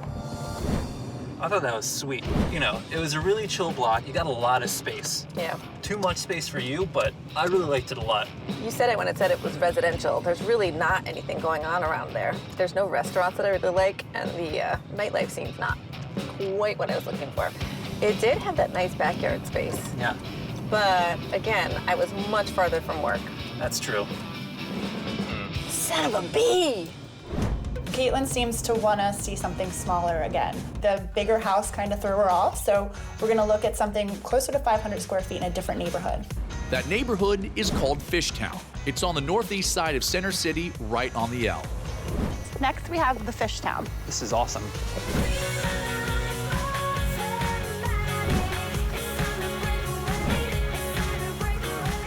It's kind of a trendy neighborhood, a little more up and coming.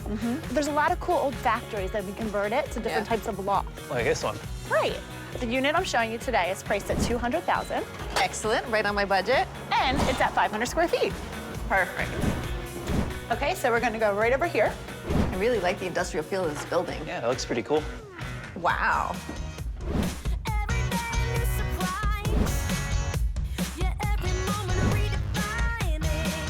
I love this space. Definitely feels like 500 square feet. Come on. It feels really spacious. Look at the high ceilings. The ceilings definitely help. Do you recognize the chandelier? No way. Not this again. At least this one works. Not only does it work, you have to clap to turn it on and off. Ooh. It's very slick. Cool. I think the clapping light was a really neat addition to the house, but I definitely think the whole living space could use a whole lot more light. It's like you have a fast food place right in your own apartment. It's perfect.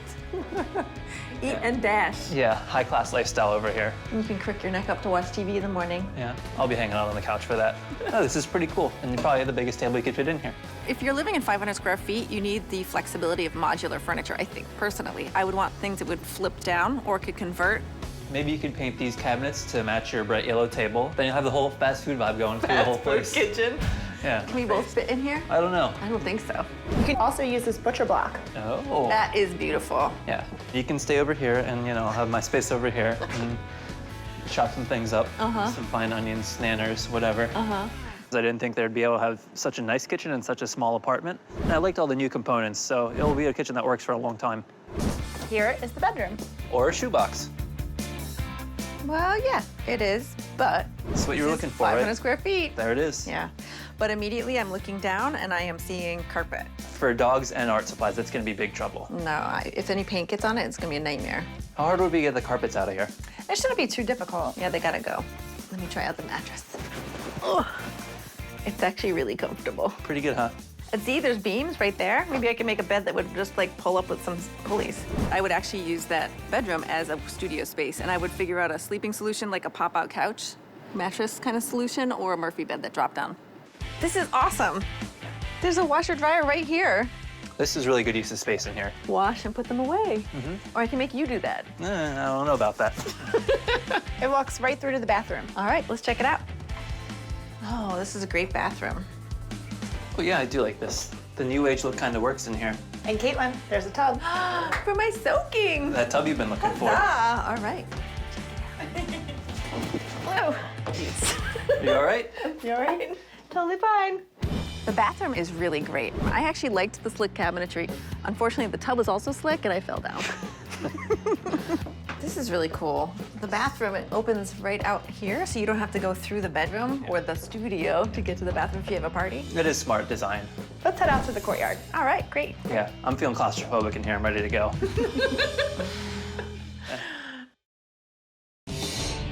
Right out here, we have the shared courtyard area. Oh, this is really lovely. This is huge. Caitlin's search for a combined art studio and living space has led her to this converted textile mill in Philadelphia's Fishtown area.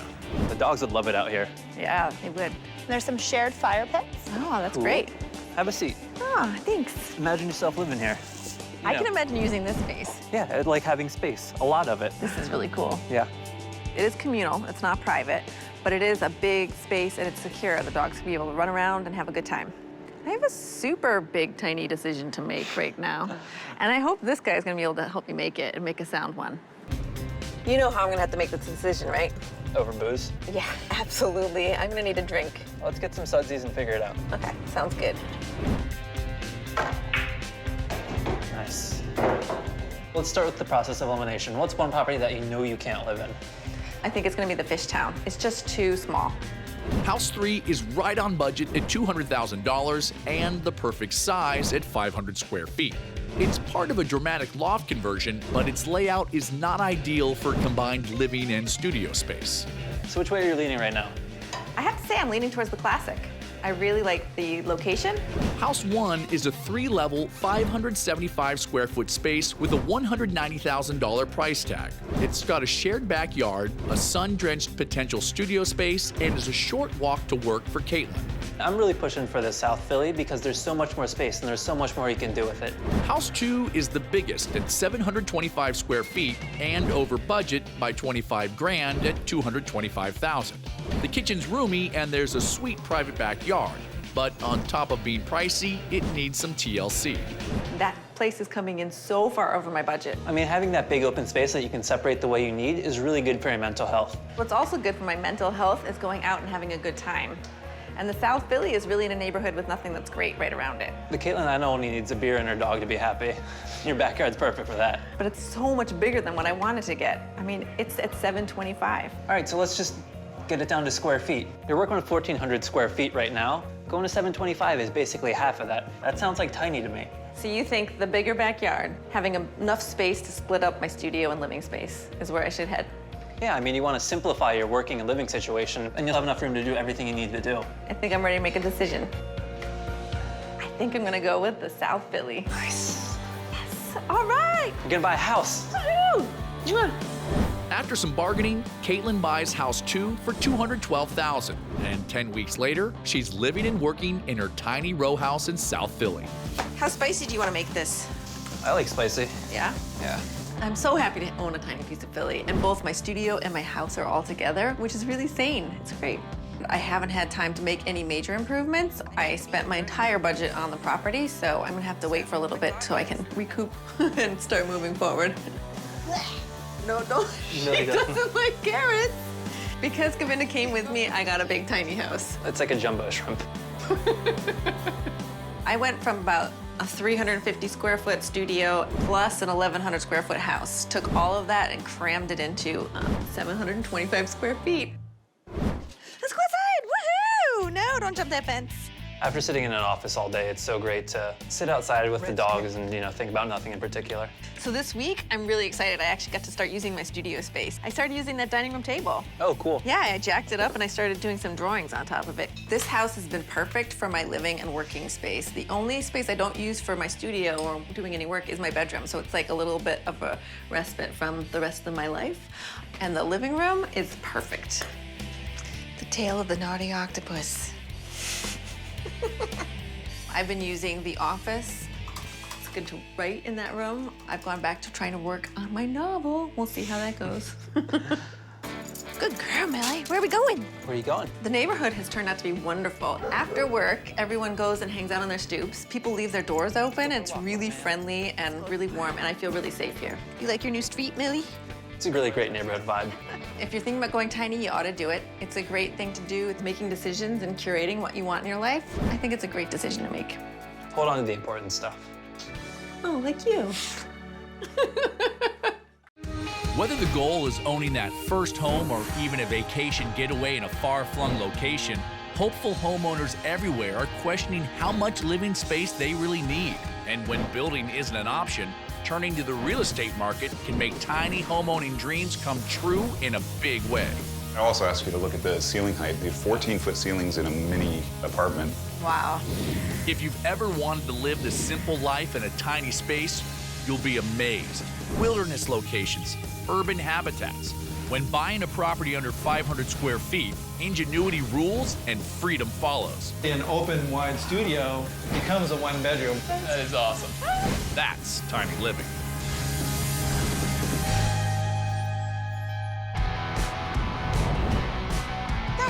Go.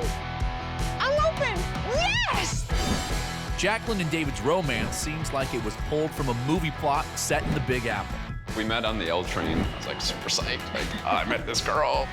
Years later, they married under the Brooklyn Bridge, gave birth to their son, Finn, and baby number 2 was due in a few months. Let's go sit down and have some pizza lunch. Currently, we're living in Greenpoint, Brooklyn, in a 1,200 square foot loft. And I just felt like, a lot of our money is going to our mortgage. So we decided to sell. A little hot, you want to blow? Good job.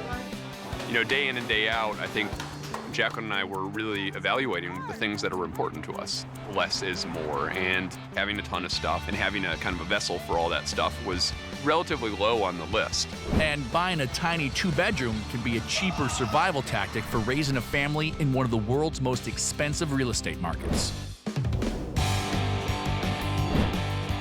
Real estate is oftentimes $1,000 plus per square foot. So if you're talking about 600 versus 1,000 square feet, that's $400,000, Professionally, David writes and gives talks about lifestyle and architecture. These units are actually 173 square feet. And although Jacqueline's an illustrator, she's also a licensed real estate salesperson. There was a property the other day that kind of meets that standard. New York City is different than the universal real estate market. They are not building any more land. This is what you get. You want it, you got to be willing to jump. The center of New York City's 5 boroughs is Manhattan Island, and Jacqueline and David would love to raise Finn and baby number 2 amongst the culture, great parks, and daycare options it offers. So to start the hunt, they hail a taxi and leave their outer borough home of Brooklyn. So I think we got our parameters pretty clear. Budget, 600 grand. Sounds like, and it is a lot of money, but because we have chosen to live in New York, It doesn't get you very far. So what are we seeing first? The asking price is $965. Okay, it is steep. Jacqueline's a pro and knows that this might be the price to pay to live in the heart of the action. An apartment designed by the space's architect and current owner, Robert Garneau, has been on her radar, and it's in Manhattan's art district of Chelsea, with many cafes and parks for Finn to play in. Practicing architecture in New York is really exciting because you got a lot of constraints. So space is very limited. They're not cheap, but you can really make a big impact and get basically the biggest bang for your buck. Hi. Hi, Robert. How you doing? Jacqueline. Nice Hi, to Jacqueline. meet you. Hi, David. Nice to meet you. Come on in. Thank you. This is the Transformer Loft. Wow. This space here that we're in right now is the Transformer Loft. We called it that because we transformed essentially a pre-war, dilapidated space. We came in, transformed it completely from the point of view of what it was before and what it is now. So over here you got the kitchen. Everything is kind of hidden away out of sight and you don't need it. Kitchen used to be an enclosed space. We've opened it up. So being a cook, David, what do you think about the amount of counter space? It would be nice if there was a counter here. I mean, this is a little too low for prep space. It's gonna Yeah, kill it my would back, be nice basically. if there was like a higher counter here, especially given your height. You Well, know, there's more than meets the eye on this table. It actually goes up and down, if you can believe it.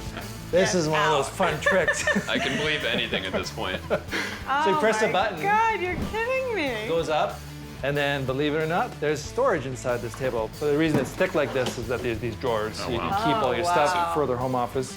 Yep, there's another drawer there, a very big one. Wow. Opens pretty far.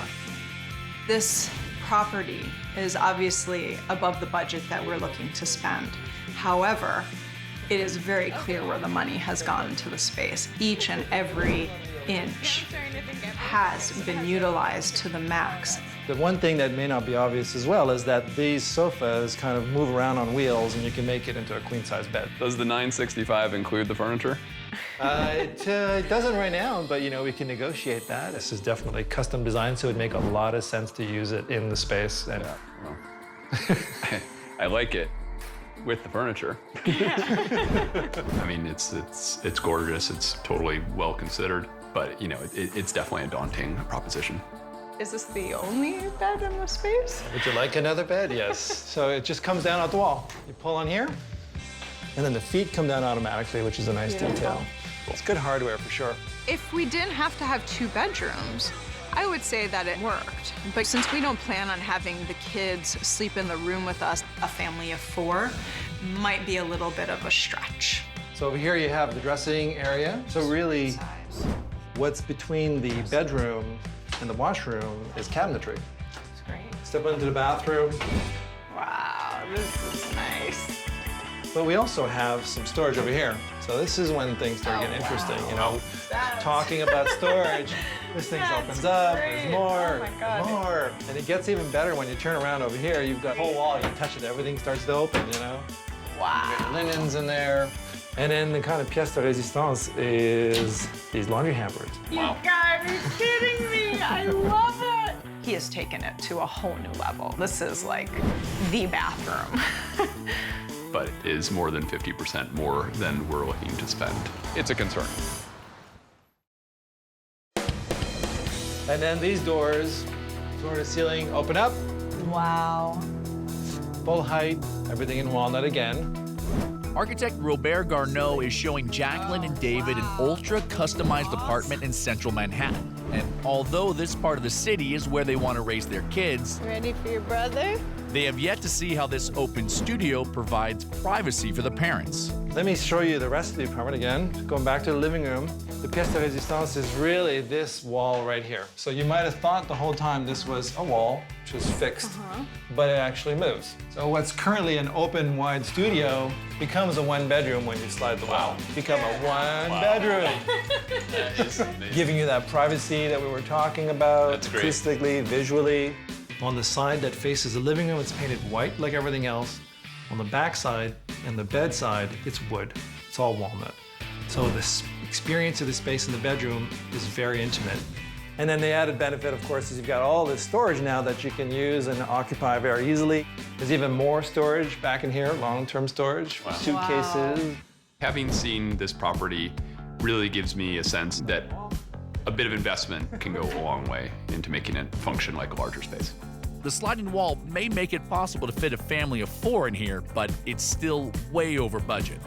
I thought it was great. It was beautiful, gorgeous, but it was $365,000 more than our budget. So like, what the hell are we gonna do with that? As a real estate agent in pricey New York, Jacqueline knows a turnkey 2-bedroom apartment in Manhattan is a long shot given their $600,000 budget, so they might have to look elsewhere. I found a real gem. It's under our budget. That's good. It's in Brooklyn. Might need a little work. I only saw it on pictures, but we'll see what happens when we get up there. That sounds ominous. Leaving their preferred area of Manhattan, they grab a cab over the East River and head down to Brooklyn's hip parent mecca of Park Slope. It's a little quieter and has a very family, town kind of vibe, which I think is a definite plus. Yeah, I mean, there's some pretty family-friendly places in the city, too. I've lived both in Brooklyn and Manhattan. And, it's New York City. We're still in the 5 boroughs, but if you're, comparing Manhattan and Brooklyn, when you walk out in Manhattan, you're just kind of in the thick of it. And Brooklyn is a bit more subdued. Jacqueline wonders if buying a single occupancy fixer-upper right across the street from kid-friendly Prospect Park could work out by turning it into an amazing tiny space. Here we are, very, very different. Definitely pre-war. Living room. Cool. It's a good-sized living room. Yeah. Beautiful inlay floors.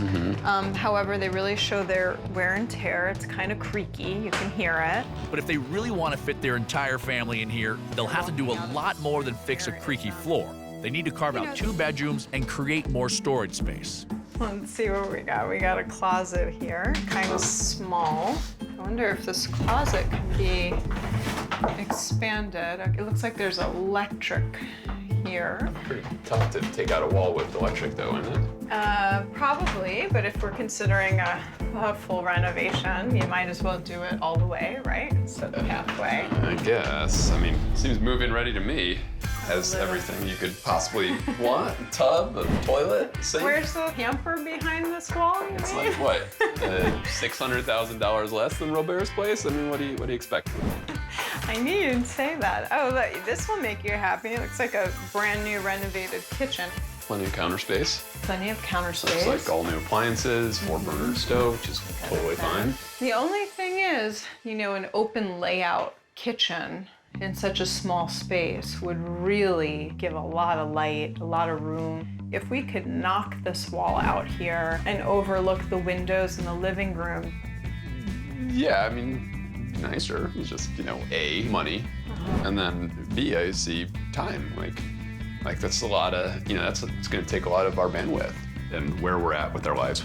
One small kid and another, kid on the way, I'm not super psyched about that proposition. Well, why don't we check out the rest of the space? Okay, let's see what else we got. Imagine if this was more open, kind of like in Robert's apartment, how it had that expansiveness. I think the beauty of me and David is that we are opposites. He's the relaxed guy. I'm the let's do it, come on, let's go, jump in head first. So what you're saying here is this is a gut job. Yeah. All right. It's kind of what I was afraid of. In trying to find a cheaper place to their preferred area of Manhattan, Jacqueline found a fixer-upper in the family-friendly area of Park Slope, Brooklyn. But with their second baby due in a few months, starting a major renovation project in order to create 2 bedrooms where there's only 1 is the last thing David wants to do. I know what goes into a renovation, and it takes, takes a lot of work. Is this another closet or? Oh, huh. Okay, goes to the kitchen. Perfect. I mean, this should just be a wall. I mean, I get it, but it's a lot to take in. This idea of ripping it to the studs. Okay. It was a little bit more than I bargained for in terms of superficial changes. The one thing I would like to know is if there's something out there that was a little bit more ready to rock, and that was within our budget. For her husband's sake, Jacqueline digs deep into her real estate contacts and finds an amazing surprise. Not only is it right on budget, it's where they originally wanted to raise their kids. I know that he'll be psyched when we get there, so. So she whisks David down into the subway and they zip back to Manhattan. So what are we looking at now? We are on the Upper West Side. Great neighborhood. 2 blocks from Central Park. Perfect for the boys. Jacqueline's arranged a showing with architect Scott Speck. His company tackled a $400,000 rehab of a vertical quad-level space where the final results have to be seen to be believed. I've been working in tiny houses for 15 years at least, and this was an opportunity to do it in one of the biggest cities in the world. It's turnkey as far as I know, and I think it's worth it to check it out. Sounds like it checks all the boxes. Hi, Jacqueline. Hi, Nice good to meet you. Scott. Likewise. This is my husband, David. Hi, David. Nice to meet you. Yeah, thanks for taking time today to show us the space. Oh, I'm glad to. Yeah. Wow. It's very unusual to have a space that's 25 or 28 feet tall in New York. When we first saw the place, it was pretty horrifying. The brick walls were left unpainted and had a lot of debris on them. There was a basketball hoop hanging in here. So it was a pretty mortifying place. Mind if we poke around a little bit? Please. Pull. Dummy panel. There you go. So it's got a little pull-out storage. Nice. Yeah, that's great. And the panels are all made of catalyzed lacquer surface, so incredibly durable. You can beat up on them with a hammer and they're not gonna get marred. You know our son, apparently. Yeah. Absolutely. And then underneath the stair, take a look, please. Wow. Oh, wow. Look at that. Got a really slim sink here to kind of minimize the footprint. I see there's no bathtub, though. No bathtub. Yeah, it'd be nice to have a tub for the kids, but in a few years, they get accustomed to taking showers. On up and into the living room. I'm absolutely in love with the texture of the brick. And I also ask you to look at the ceiling height. The 14-foot ceilings in a mini apartment. Wow, this is really cool. Oh, wow. The whole under-stair storage idea is from a Japanese idea called kaidan dansu, and where they used to build stairs with storage. It's Brilliant. usually a dead space underneath the stair, Yeah, so no, it's used for everything here. It's really impressive. What's amazing about it is it's already here, like we don't have to do that thinking in our construction ourselves. It's like a hotel almost. It's ready to go. So, what's going on up here? So this leads up to level 3, the main bedroom area. I wonder how Finn will do on these stairs, but that we could talk about later. Yeah. The light in here is just incredible. Yeah. And if you hit that switch, there are automatic blinds that come down so that you can control the amount of light that comes in. I was wondering about There's one over that. the door as well. And this was a real technical challenge. This bed is cantilevered on big steel beams out over the living room. So we were allowed to open up the bottom space with no columns, but still allow the bed to hang over. We had giant steel beams, 4 of them, brought up here by crane through the window and anchored into the wall behind. Those are hidden within the bed and holding it up, and it floats over the living room. I'm not gonna lie, as we're walking around the apartment, I'm kind of like, where do the kids sleep? I mean, we would definitely have to consider safety, right? So we have edges here and ledges. What's coming up for me is that with 2 children, the sense of privacy, there not being a true door to close, that might be problematic down the line.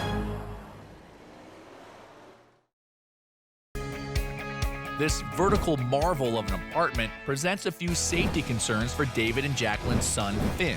But ingenious design features like cantilevering the bed out over the living room give Tiny Wow Factor a new name.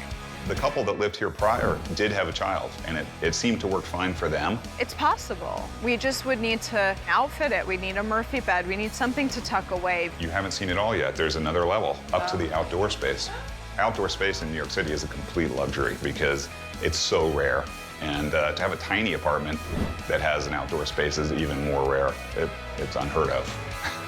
It's amazing that this is a smaller square footage, but it has such a sense of largeness. At 425 square feet, it feels certainly as big as the others or maybe bigger. It's an illusion. Maybe that's the biggest trick out of all of the apartments. And what's so great about this place is that everything has been thought through ahead of time, and I feel like I could just show up here with a bag and move right in. In terms of what we're actually, we end up doing, whether we're gonna, do a turnkey or whether we're gonna do a gut renovation, we have to talk it out. One of us is gonna have to give a little. Space 1 is an enticing prospect. Right in their target area of central Manhattan, its awesome customizations make the tiny space work for the family. But all those tiny thrills make for one big problem. We're coming in at such a high price tag. Space 2 took them on a detour to Brooklyn, where things are more affordable, but it's farther from Manhattan's action, and David's reluctant to take on a major renovation project. we have a baby coming, you know, like soon. Space 3 seems to have it all. It's on budget and right near Central Park in Upper Manhattan. And unlike the Brooklyn property, it only needs some minor customizations to fit their entire family. I mean, I think that there's a way that we can make it work. If you were to eliminate a space, the Chelsea one would make the most sense. The price tag is just too high, no matter I mean, it's down to 2. renovating versus move-in ready. Yeah, I mean, for me, the choice is the Upper West Side. But we're gonna have to find a way to create separation for the kids. So I'm in the Park Slope camp. I'm leaning towards the renovation. It'll allot us each our respective spaces. I guess, I mean, I'll just say it. I'm afraid. Gut renovations can be Pandora's boxes. I feel like the long-term benefits way outweighs the 3 or 4 months of craziness that can happen. Okay. All right, let's do it. Let's go for Park Slope. Really? Really. I promise you will not be disappointed. I know you're gonna kill it, and I love you. After choosing the tiny fixer-upper next to Prospect Park, Jacqueline is able to close the deal for $430,000. And with her baby due in just a few months, no time is wasted stripping the place down to the studs and rearranging some walls. In the end, a new galley kitchen flows into the main living space, as do 2 new bedrooms, one of which, the master bedroom, can be closed off from the living area with a sliding door. So the renovation came in between 160 and 165. We found an excellent contractor, and I was always 2 steps ahead. It was a stressful period, you know, like we had to hustle and like get it in time for the baby, but we did it. Oh, thank you for that kiss. You're so generous. We took down all the walls and we rebuilt them. So Finn's room and baby to come has the largest room. Bye. Bye. We put Murphy beds in Finn's room and in our room. When they stow away, the feeling of the room is really expansive. But when you close the door, you have complete privacy. Shadow box? We made a floor-to-ceiling storage because there's not a lot of room in here for furniture. We also moved the wall in the kitchen so that we can have a galley. We see a window from every corner of every room, which really creates a sense of expansion.